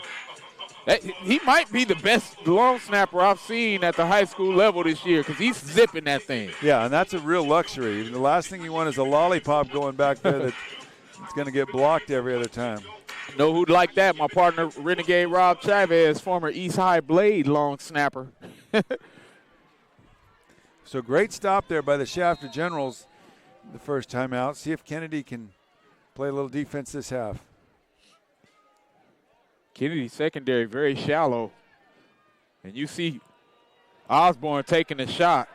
And it's going to be some contact. I really thought that was incidental contact on that one. Tough call there. Yeah, I agree, because it looked like their feet got tangled up. But, you know, Osborne and the coordinator saw exactly what we saw. There was no free safety, and it was man coverage, but great recovery by that secondary. But they got caught with their hands in the cookie jar. May have been a tug on the backside that we couldn't see. Well, again, you can't stress enough how difficult this Shafter offense is to defend. Just because they've got so much flexibility in what they do, and they can hurt you in so many different ways. Yes, they can. Trips open set for Osborne. On the Thunderbird 47-yard line. They go out. Sometimes when you see a team that does as much as Shafter, you know, they're sloppy and they get penalties on them, this and that. We've seen the Shafter offense, except for that one interception, just be really precise with everything they've done. Absolutely. And kudos to Isaiah Delamora as well. He's the freshman leading receiver for this team. And the Shafter offensive line has done a great job in pass protection. There's been no heat on Osborne all night long. Osborne trying to get it on the wheel route, and that's going to be incomplete. Great coverage by the secondary of the Thunderbirds. We haven't talked enough about their ability to keep the big plays from happening behind them. Yeah, you're exactly right there. Everything Shafter's done has been in that intermediate to short range, and the Thunderbirds have done a good job of, you know, forcing Shafter to drive the ball down the field, which Shafter, being as good as they are, have been able to do that. But now they got him in a 3rd and 7. So key play here. Look for number 25 defensively, Anthony Laura. He's a sophomore, but he leads the team in tackles, and he's got 8 sacks. If they're going to get pressure, it's going to come from him. We haven't said a lot about Laura, but his name popped out when you did your research. 3rd and 7 for the Generals. Osborne looking right. And he has a man in the slot. And that's great coverage by the secondary. How about the secondary play of the Thunderbirds? Yeah, excellent job breaking that ball up. Looked like a 50-50 ball and got it knocked down. And watching Anthony Laura on his pass rush, they double-teamed him on that particular play. So that's the Generals' response to the best Thunderbird pass rusher is to double-team him. Great ball placement by Osborne, but that was just an amazing play by that defensive back playing it at highest point. Right now, you got a 4th and 7 for the Generals in Osborne. Gutsy call here by Perucci. Osborne looking left, and it's complete. Wow. Again, it all starts up front with protection. That Shafter offensive line is allowing Osborne to scan the field. Great job. We saw him do it on a 3rd down and long before. They just get to the sticks, turn around, ball's there, on the money. Absolutely. Dominic Espinoza, Artie Chavola, those guys in there putting in work. The big fellas up front. Big fellas need love too. Trips open set. They go back to the ground, inside zone read for Sloan. Yeah, and he gets 4 or 5 yards there on 1st down. And again, it's amazing you got a back of that caliber, and he doesn't get a ton of carries. He makes the most of every carry he gets, though, and you always better know where he is. Yeah, and he's fresh too, Coach, and that's a dangerous thing to have an offense like that clicks on all cylinders regularly with a fresh Marion Sloan. Yeah, and you just wonder with the way they're playing, if you could slip him out of the backfield and get him vertical. But again, everything they're doing is working as they matriculate the ball down the field here. And one thing you're seeing out of Osborne in this offensive unit, you're seeing 12 to 15-yard comeback outs.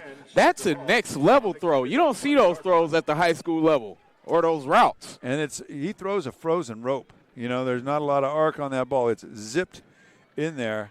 And, again, their timing. And I think it's tough to say, but Kennedy's got to do something to disrupt that timing and maybe play a little tighter coverage. All right, handoff inside. Again, to Sloan. Sloan with some nice moves and still on his feet, breaking tackles. And you watch there, we talked about DiMacabla and his shoulder square. Sloan, same thing. Shoulders stay square so he can go right, he can go left, or he can go forward.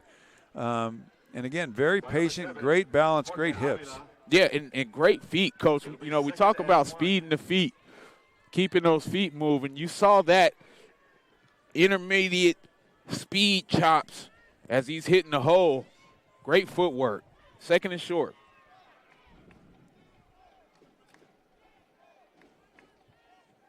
Motion right.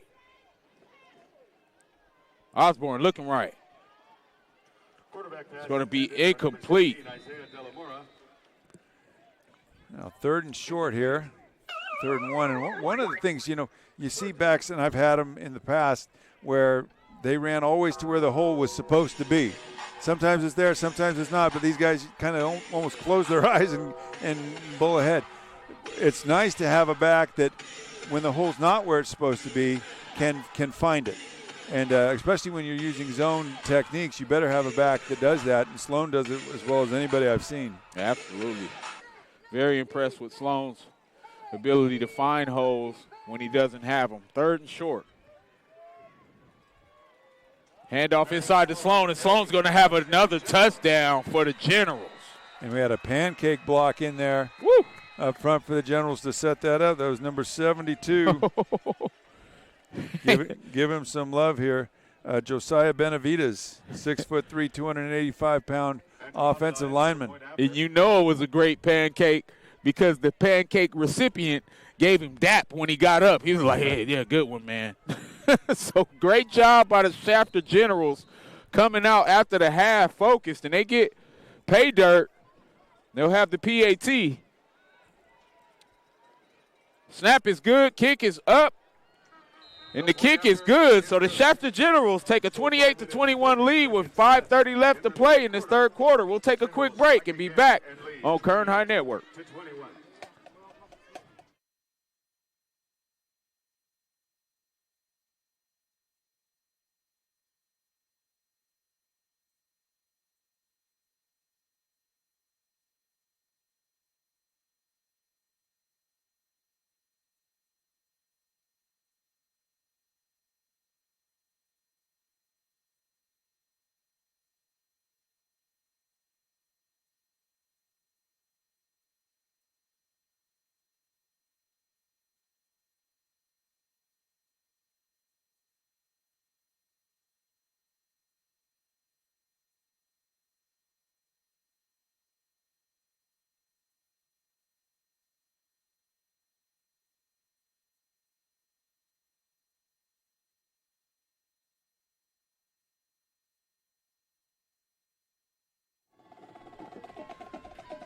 All right, welcome back to Kern High Network, live from Kennedy High School. Kenny Calvin, Rich Cornford, and Julian Wilson. Shafter Generals come out after the half, get the stop that they needed, and take advantage of their offensive opportunity to secure a 7-point lead with 5:30 left to play. Got to see if Kennedy can get back on task. And again, a shout out to Coach Perucci for 4th and 7 at about the Kennedy 45-yard line or so, going for it and having the precision with his quarterback and receiver to complete that pass and keep that drive alive. Yeah, so impressed with the route concepts. You know, they're running some big-time stuff. Right now, Kennedy has the ball 1st and 10. Ball's going to be headed off inside. Now, one of the first plays of the game, we saw Kennedy throw a quick pass out there. pick up about 60 yards. Well, you see Shafter's response is they're hugging up to that Kennedy receiver saying, hey, we're not going to give you that play anymore. Just by our alignment, we're going to take away that one, force you to go deep. And when Kennedy has to go deep, they have to pass protect for a longer amount of time than they're really capable of. Absolutely, Coach, and it's the exact opposite on the other side because we haven't seen the Kennedy defensive backs come up and take that space away. They're doing very well on the back end, but giving up some of those shorter out routes. Right. Handoff inside to D. McCoblin. Well, the Shafter General defense has come out in this second half playing a very stout defense. Picked up 2 on that play, going to be 3rd and 6. And again, we didn't see very many 3rd and 6s for the Kennedy Thunderbirds in the first half. Yeah, and that's where you don't want to be if you're that 3 yards in a cloud of dust offense. They throw a couple extra receivers on the field over here. All right, so we'll see our first spread set in a while for the Thunderbirds. This will be a huge opportunity for the Generals if they can get this stop on this end of the field, protect some of that field position. But right now, 3rd and 6 for Paloma. Paloma gets it out to the flat. Pass is caught, and he might be short. He is. I think he's about 2 yards short. So, you know, with the way the defense is struggling, I think you go for this. And another huge 4th down call. We're just in the 3rd quarter, but I think you got to keep your offense on the field. And it looked like they're going to go ahead and punt, Coach. And the tough thing about that is you haven't really stopped that Shafter offense at all much. And having to punt that football, definitely. Well, and the punter and the snapper have done a great job the first 2 times, 30-yard nets. They're not putting anybody back right now. So that's a bonus because, again, Sloan scares me every time I have to kick the ball near him. Nice snap again. And that's a high punt. Going to take a Kennedy bounce, a very fortunate bounce to get it over to the 43-yard line. And I got to tell you, Coach, you know, me and you both having a whistle in our past, we definitely appreciate the small things, man. That long snapper is playing his tail off getting that ball snapped because we've seen some games in past weeks where that costs you games. Oh, yeah. Yeah, it comes in low and the guy puts his knee down or goes over his head. And anytime you have a blocked punt, that's the most explosive play there can be in football is a blocked punt. That's the easiest way to lose a football game. That was my specialty, Coach. Shotgun double set for Osborne. Motion to trips. Osborne pumps. And he has a man, and that's a nice ball, and it comes loose. The ball comes out. Well, I think they're calling it incomplete. Whoa. So we had what looked like a catch, and great job by the defensive back fighting through the wrist, continuing to fight, and as they both went to the ground, the ball comes loose. Yeah, we don't have the luxury for replay there. In my initial viewing, I thought it was a catch. I thought he landed on top of the defender, and so that's what caused the fumble. That he was never down. So Shafter might have got a big break on that one. Wow, talk about continuing to play hard. The secondary for Kennedy has been very impressive in the last 6 plays. Right now they go to Sloan, and that's a huge hole in the middle, and that's going to be a foot race across the 20 to the 10. Touchdown, Generals. And that's the thing with the Generals throwing the ball so effectively, right? They've spread out your defense. He's able to go right up the middle. Great blocking by his offensive line. Again, hats off to this offensive line because their pass protection has been great. Their run blocking has been great. Kennedy really hasn't had any answers, and that's really why I felt like Kennedy should have gone for it on that 4th and 2 because, Shafter scored now on, 80% of their offensive drives? Yeah, I get it, Coach, and you definitely don't like going for it on your own end, but when you're giving it back to a high-octane offense loaded with talent that's going to play on Saturdays in the future, you definitely see why. So now you got the Generals create some breathing room. Snap is good. Kick is up. And the kick is good. That gives us a chance to stay here. And we want to thank the Kennedy High School staff and principal Rodell Rojas for hosting us tonight. This is the first time our Kern High Network team has ever streamed at a school outside of our district. So this is a historic night that I'm sharing with some historic people, and Coach Rich Cornford and Julian Wilson. You know, you look at the score. When this score update goes out, you're going to hear some people saying, oh, well, Shafter's just doing what they usually do. Not understanding how close this game was before those two possessions. Right, and obviously Kennedy is still really dangerous. The problem is Shafter's offense is so hard to catch, and we saw, you know, Kennedy lost last week in a shootout versus Wasco. So I know Kennedy's going to put some more points on the board, but I just don't know if they can slow down this Generals offense. That being said, if I'm them, I'm onside kicking after every score from here on out because Shafter's got the ball at the 50-yard line on almost every kickoff return anyway. Yeah, I agree, Coach. You took the words right out of my mouth. And this has been a shutout from this kicker on kickoffs because he's booting everything into the land of touchbacks. Yeah, they're going to make the Kennedy Thunderbirds drive 80 yards down the field, which they're certainly capable of, but we've seen the Shafter defense really step up here in the second half. You know, I think it's a point where you got Coach Munson challenging his secondary and saying, hey, guys, these guys can't beat us deep. Let's go ahead and walk up, play some solid man coverage. It allows the coordinator to put another body in the box, and Right. we're seeing those results. Now, that being said, the most likely candidate to catch a long pass is the tight end, Yoshi Tanaka, number 21. They could lull you to sleep and then hit him. Go back with that jet sweep. That's been a very successful play. Yeah, it really has been. You know, and we talk about throwing that play-action pass. Last time they tried, they got sacked for a huge loss, which, you know, basically ended a drive for him. So it's one of those things. It's a high-risk, possibly high-reward play. You know, like you said, Coach, this running game of Kennedy is definitely equipped to where you're not panicking in this point, but you got to move the chain. 2nd and 3rd and 3. Oh, a nice job bouncing it back and great footwork.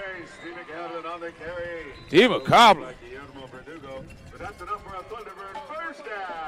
We talked about Sloan's vision. That was some amazing vision right there to get back to the weak side and earn first down yardage for the Thunderbirds. You know, another guy he compares favorably to is that Cam Scattaboo. You know? Yeah. Just a guy that can pound that rock. And you got to think that there's a school out there that take a chance on him. He's, you know, running back, linebacker, fullback.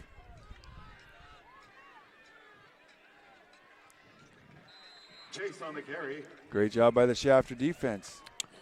Coach, you got to admire 2-yard gain. how the defense or the front seven of the Generals are taking it upon themselves to try to minimize damage.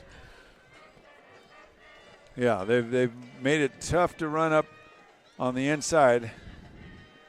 And again, early on, we were not seeing any gains for just 2 yards. It was consistently 5, 6, 7, and 8 yards a pop.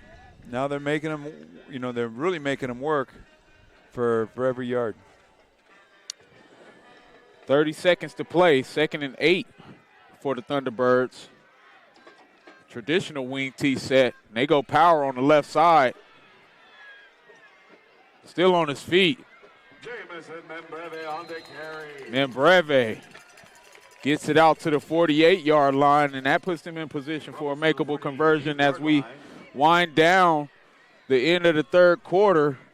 So we will prepare for 4th quarter action here on Kern High Network, live from Kennedy High School as the Generals hold a 14-point lead over the Thunderbirds. We'll be back.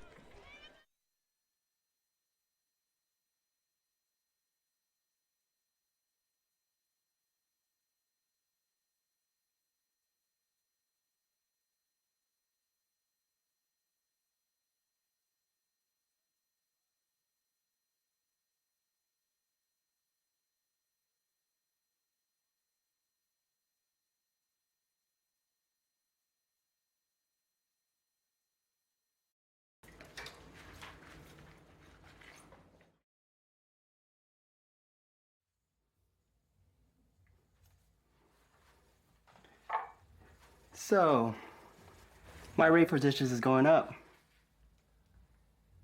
with inflation. Oh, is it? Blame the economy.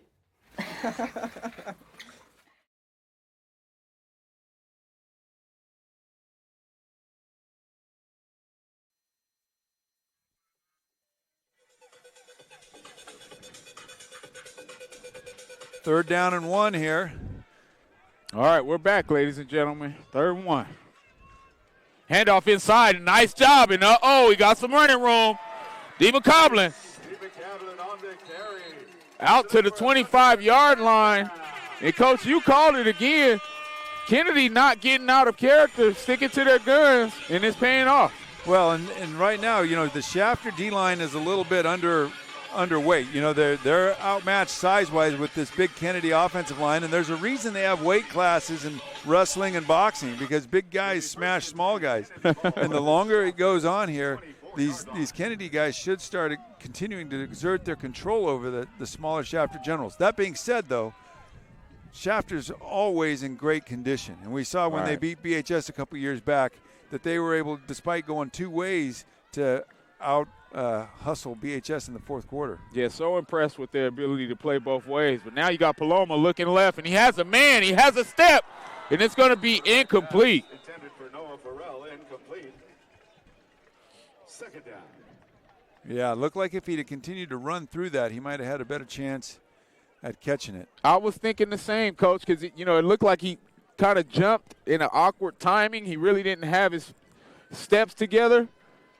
Had he ran through that, he catches it with 1 foot in.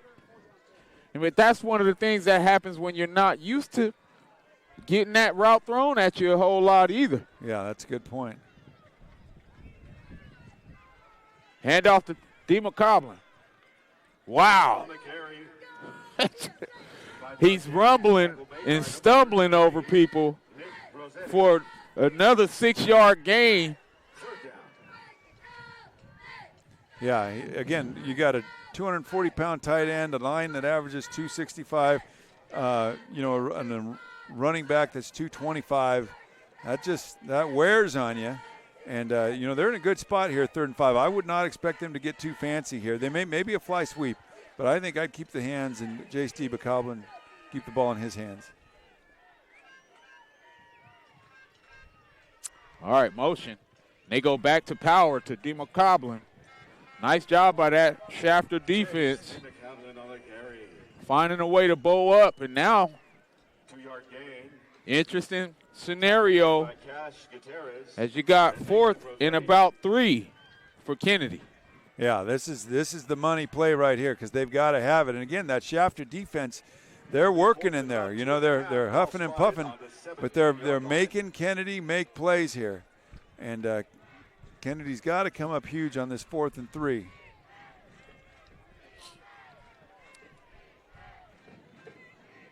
All right, 4th and 3 for the saw the Thunderbirds. Quarterback sneak earlier in the game.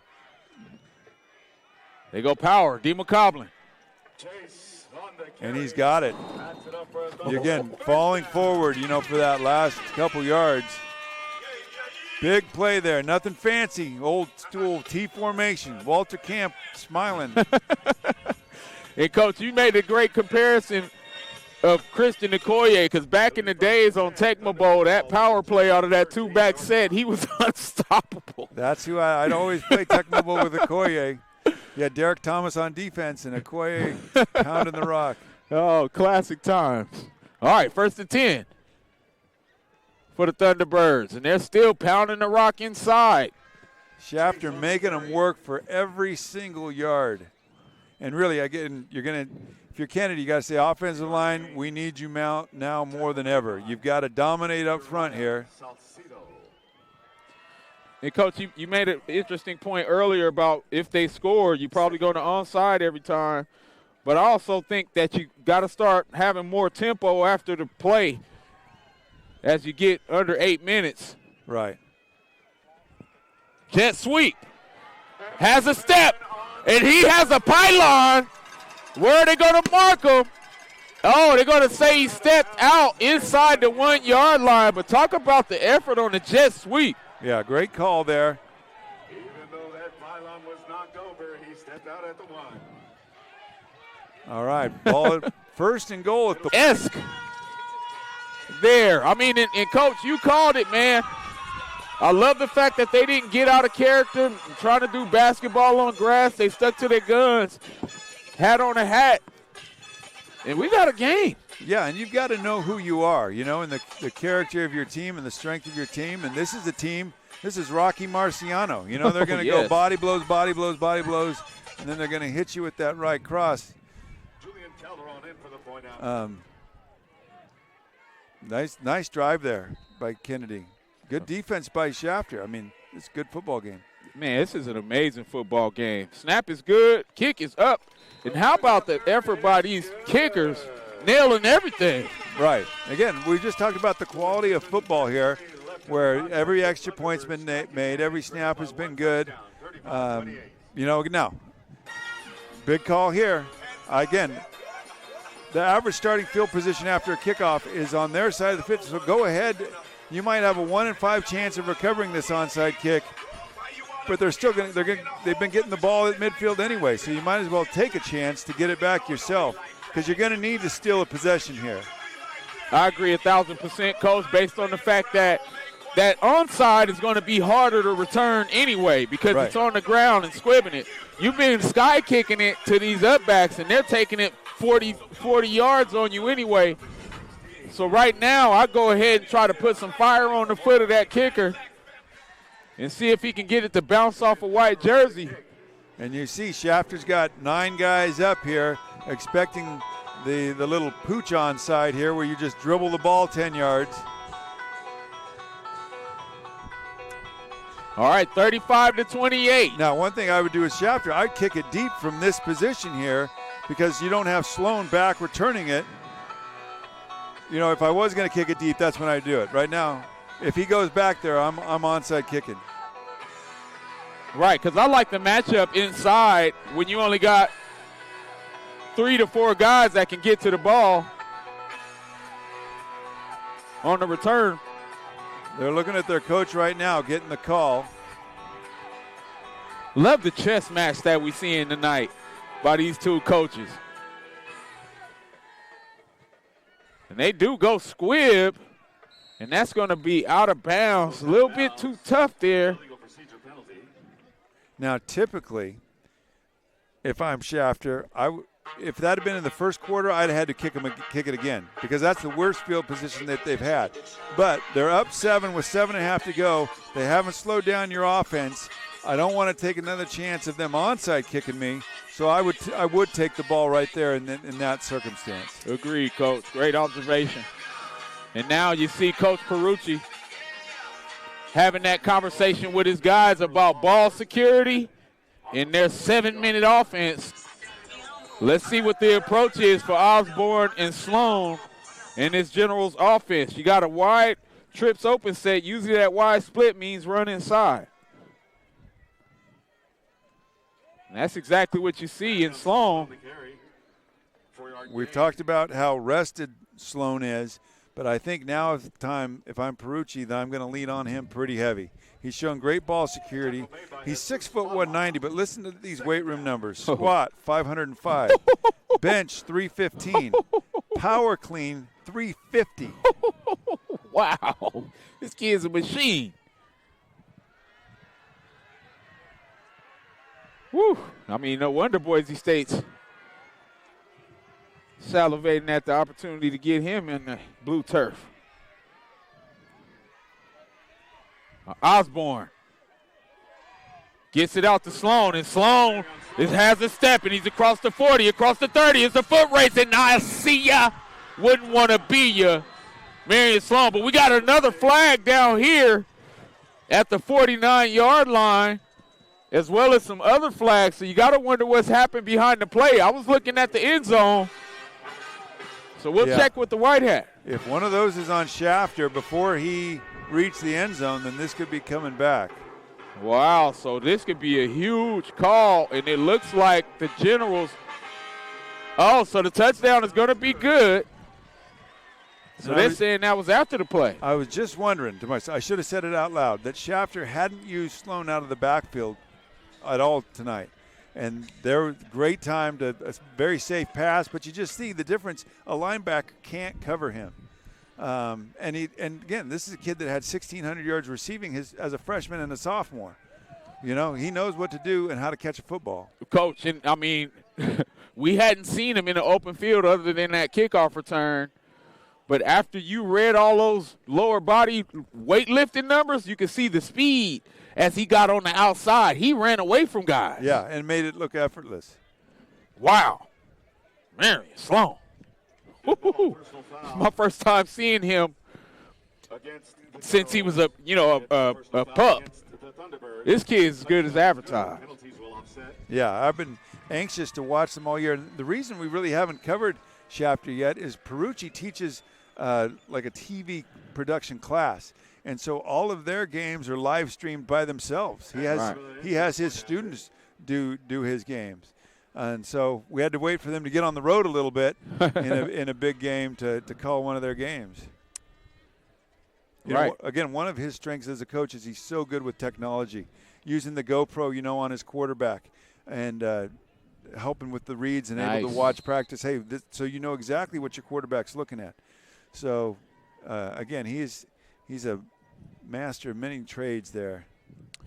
Well, he's definitely mastering the offensive play calling as they get that extra point, go up 42-28. So we'll take a quick break on Kern High Network and be back live at Kennedy right after this.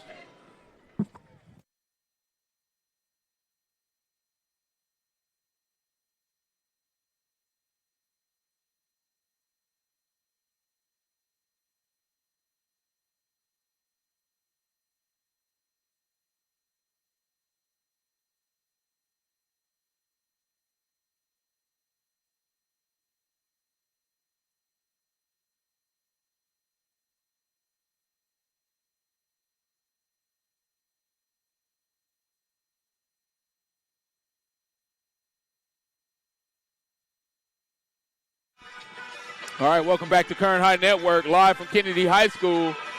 Kenny Calvin with the legend, the linebacker, the Baylor Bear, Coach Cornford. Coach, I mean, we always get these games. We know they're going to be a good contest, but I'm very impressed with both teams win or lose tonight. Yeah, I am. You just see the lack of penalties, I know there was some late hits on that last play, but in-game penalties, the procedures and things like that, we're just seeing really zero of that, and it helps with the game flow. Now, Kennedy's in a rough situation here. You talked about the last time maybe picking up the tempo. They're going to have to do something like that. They've got all three of their timeouts again because they've done a good job coaching-wise. So they can still run their offense, but they probably do need to run it with a little more tempo than they've been going, because what you'd like to do is drive the ball, score with about 3.5 minutes to go, still have some timeouts in your pocket to, hopefully get a stop on this Shafter offense, which is way easier said than done. Great point, Coach, because I was thinking the same. Try to get that score by at least 3:30 to give yourself a realistic opportunity to play some defense. And they're going to the air, and they go to that hitch route, and it's dropped. Yeah, boy, and you want to take what they give you. They were giving him the hitch there. Good throw, right on the money. But just over anxious. I don't think I would get to the point where I'm just throwing the ball every play if I'm Kennedy, because my best weapons are my ball carriers. But again, if Shafter's going to give you something simple, but I guess if you can't catch the ball, it's not simple.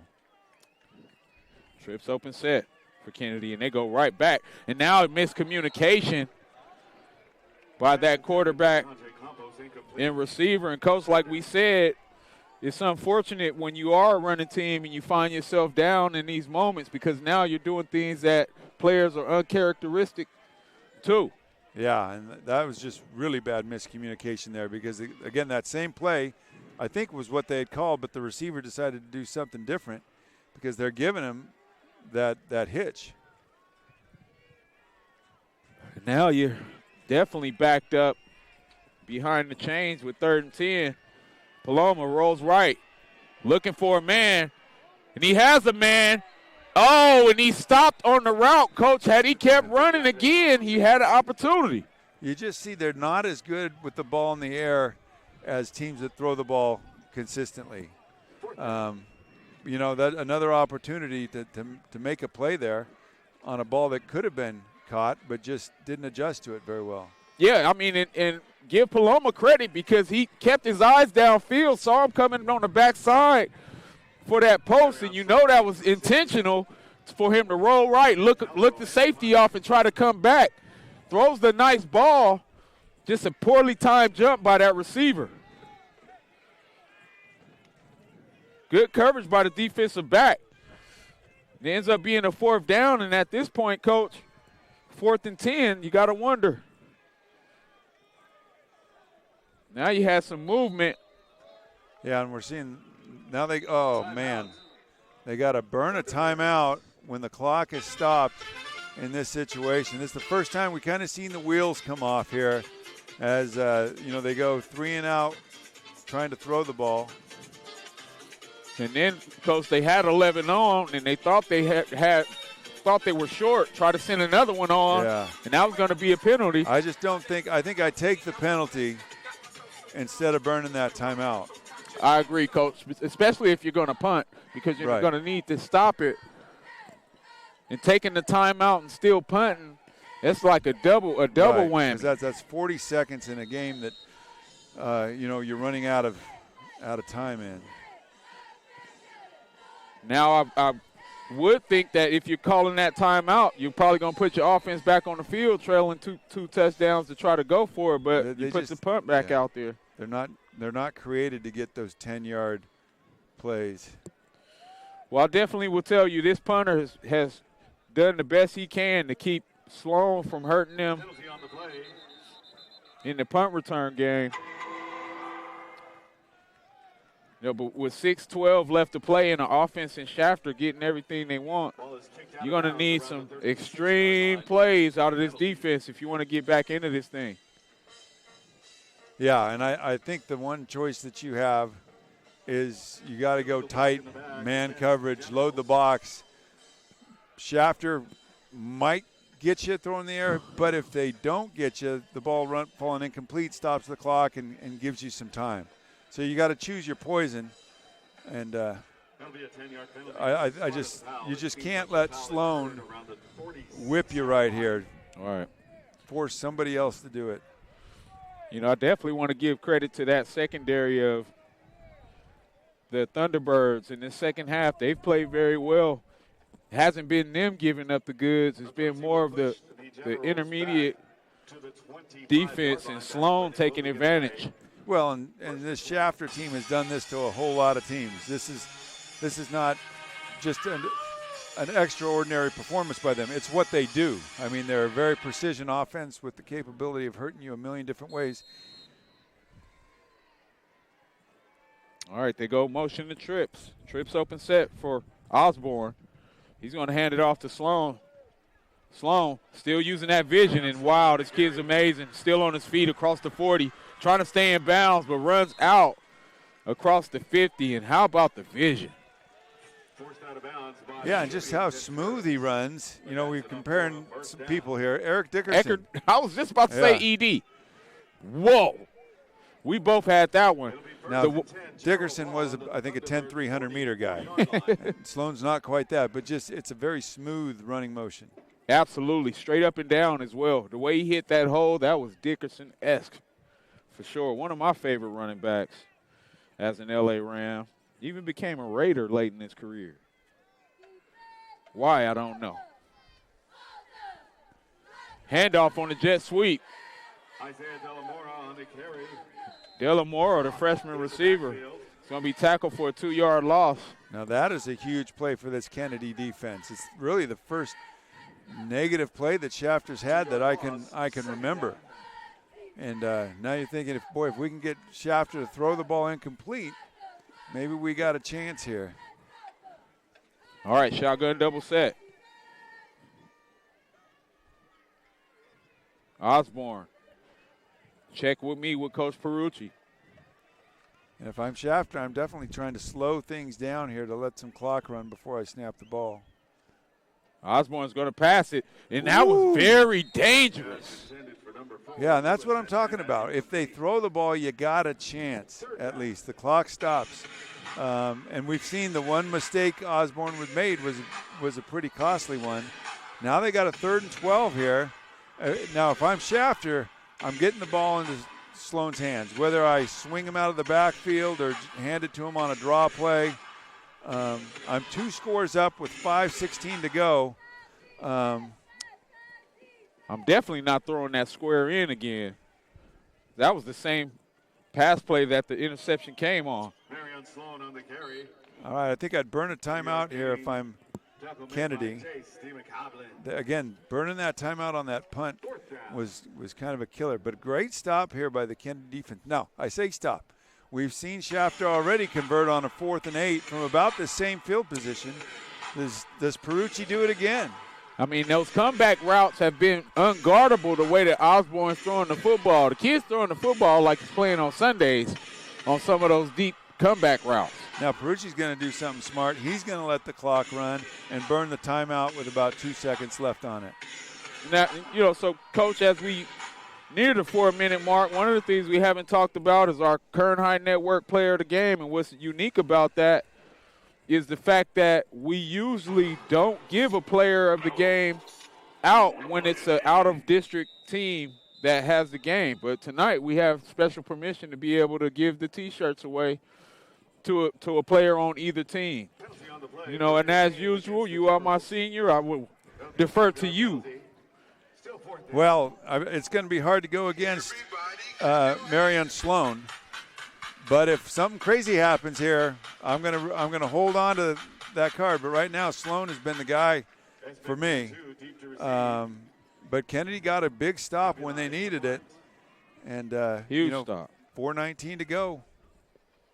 All right, so can Kennedy fight back, trailing 2 touchdowns, 4:19 to play? They're gonna need something special on this punt return. It looks like they're setting up for a return. Low snap, and a nice punt. It's going to be taken at the 11-yard line, and that's great coverage by the Generals. Really good coverage by the Shafter special teams that have, really been on fire all night with both their coverage units and their kicking game. And the return game, too, Coach. I mean, and the return game. Right. 3 phases of football. It's one of my favorite mantras based on, my coach, Jimmy Red Parker, from former Clemson coach, national championship coach, ACC Coach of the Year in the late 70s. But that was his pregame mantra for us at OBU in Arkansas, winning 3 phases of football. Having the special teams play that Shafter has had definitely has been overshadowed a bit based on how Sloan has played. Now the Achilles heel of this Kennedy team has been throwing the ball. They get it out on a swing route to D. McCoblin, but he's going to be tackled for a 3-yard gain. I wouldn't be surprised if later on we see him swing and then they go deep to one of the receivers, kind of pump it to the swing route and then try to hit a home run because they're going to need, again, they got to pick up the tempo here. Yep. And that goes back to the point that I made a while ago. Huddling up when you're down 2 scores, you're basically conceding that the game is over, especially how long it's taking to get out of this huddle right now. Well, it's tough because in football you can't be good at everything. You can't run every single offense there is and be no huddle this and patient there all the time. So every offense has positives and negatives, and obviously the negative part of their offense is it's designed to be run with a lead, and in front of the chains. And when they get behind the chains or when they get behind by a couple scores, it's very difficult for them to come back. They just don't have enough reps at it.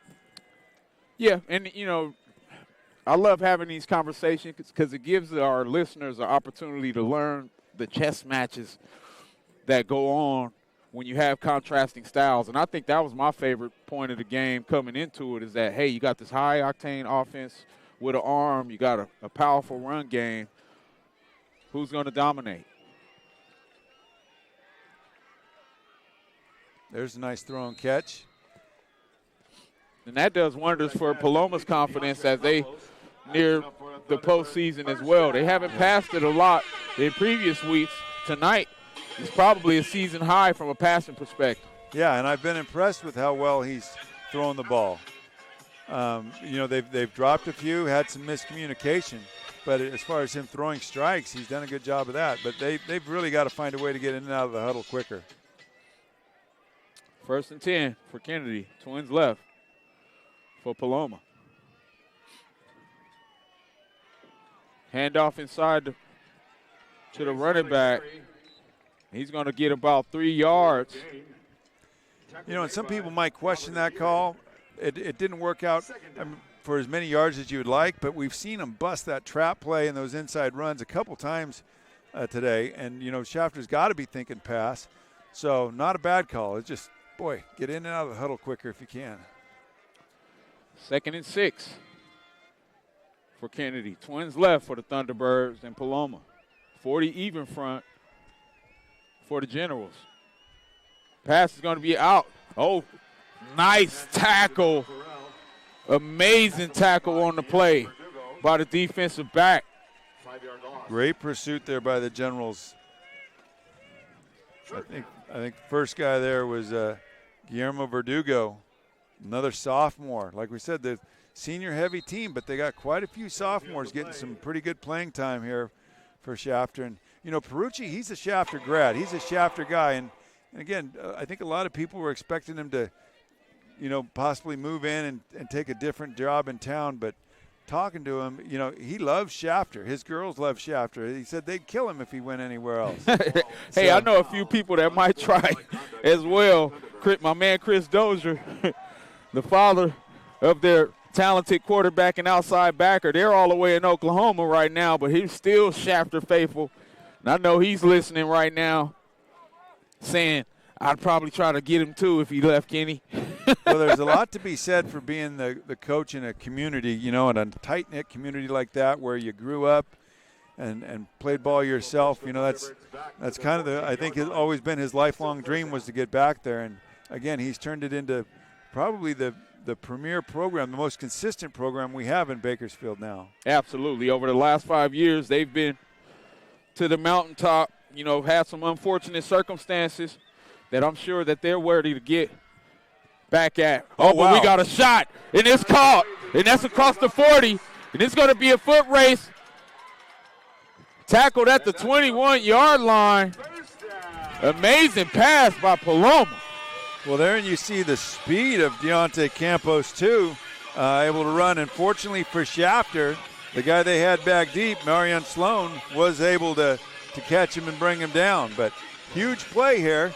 1:33 to go. Clock is running. They've only got one timeout left. So I think you got to take shots into the end zone here.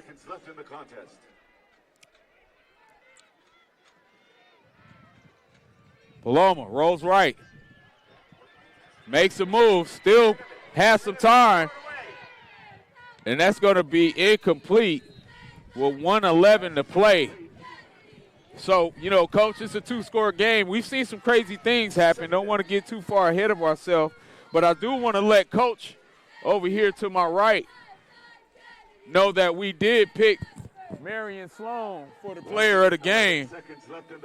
And we'll work on getting that T-shirt to one of the staff members if we can't catch him on the field afterward. But right now it's going to be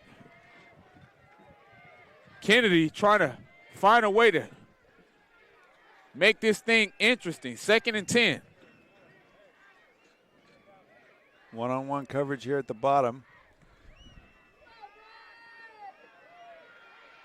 Paloma scrambles, gets out to the left, and now it's a foot race across the 5. Touchdown, Thunderbirds. So the Thunderbirds said, hold on, Coach Cal, don't be giving away T-shirts yet. Got a minute left in this one. And, hey, if they can get this score in an onside kick,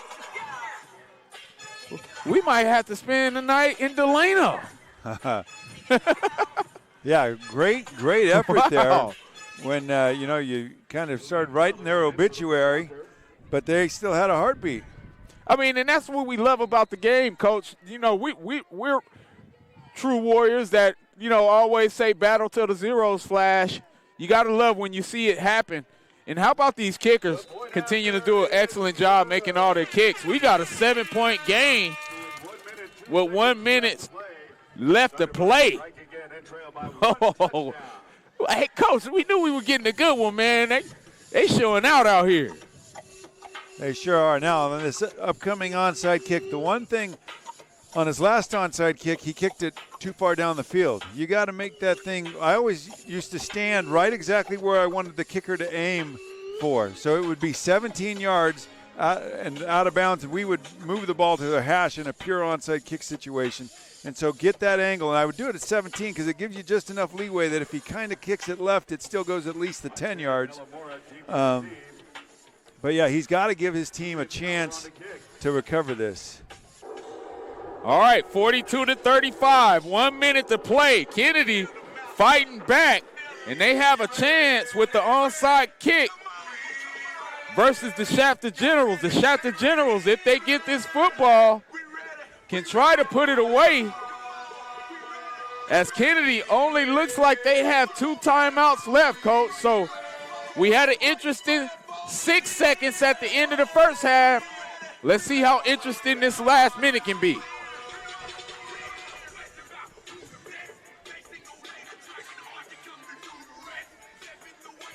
All right, ball looking like the ball will come this direction. But numbers-wise, I kind of like the kick to the right, but he'd have to change his stance for that. All right, he got the bounce, and that's going to be recovered by the Generals. So the Generals will escape with 1 minute left and come out and put some knees on this thing. But how about this contest, Coach? This was just as good as advertised. Yeah, it was really good. And I'm trying to do the math here. 1:01 left, so that's 61 seconds. They do have 2 timeouts. I thought they only had 1 timeout left. But if that's accurate, you can actually get the ball back if you're Kennedy. All right, so we still got action with those 2 timeouts. You're right, Coach. And Chris Dozier is watching from Oklahoma. So that's the beauty of Kern High Network too, right? You got local people living all over the country watching they faithful. Gotta love it. Sloan has been showing out, and that first down carry is going to be the reason he's going to be your player of the game, Coach. Yeah, again, and hats off to that Shafter offensive line. We talked about they're a little bit banged up. They were starting 2 sophomores. They had another senior go down early in the game, but they have not skipped a beat. You know, over the course of the season, Kennedy's been able to get pressure on everybody they've played until tonight. And the run games have been there, so Shafter offensive line, hats off to you guys for doing a heck of a good job. You know, so, Coach, as the clock winds down, they'll hand it off to Sloan again. Sloan just padding the stats at this point. But, you know, Coach, I always make sure to say this because I said it earlier, man, but dream come true to do what we do as we celebrate the Shafter General staff as they head down. You know, I never take these moments for granted because I never took the game for granted. Honored to share tonight with you on this historic night on our first Kern High Network broadcast at Kennedy High School. Yeah, again, hats off to Stan Green for setting this up. Fantastic ball game. And both of these coaching staffs, man, I'm very impressed with the way you run your programs, from obviously the work you put in the weight room to the schemes that you do. They've really 2 great programs here in Kern County. All right, so that is it, ladies and gentlemen. The Shafter Generals hold on 42-35 over the hometown Kennedy Thunderbirds. I want to thank the Kennedy staff for this beautiful night, beautiful environment, beautiful field, and beautiful people. It's been an amazing night for us here at Kern High Network. From Kenny Calvin, Rich Cornford, and our producer-director, Dr. Julian Wilson, as well as our staff and the rest of our team on the Kern High Network, Javier, Stan Green,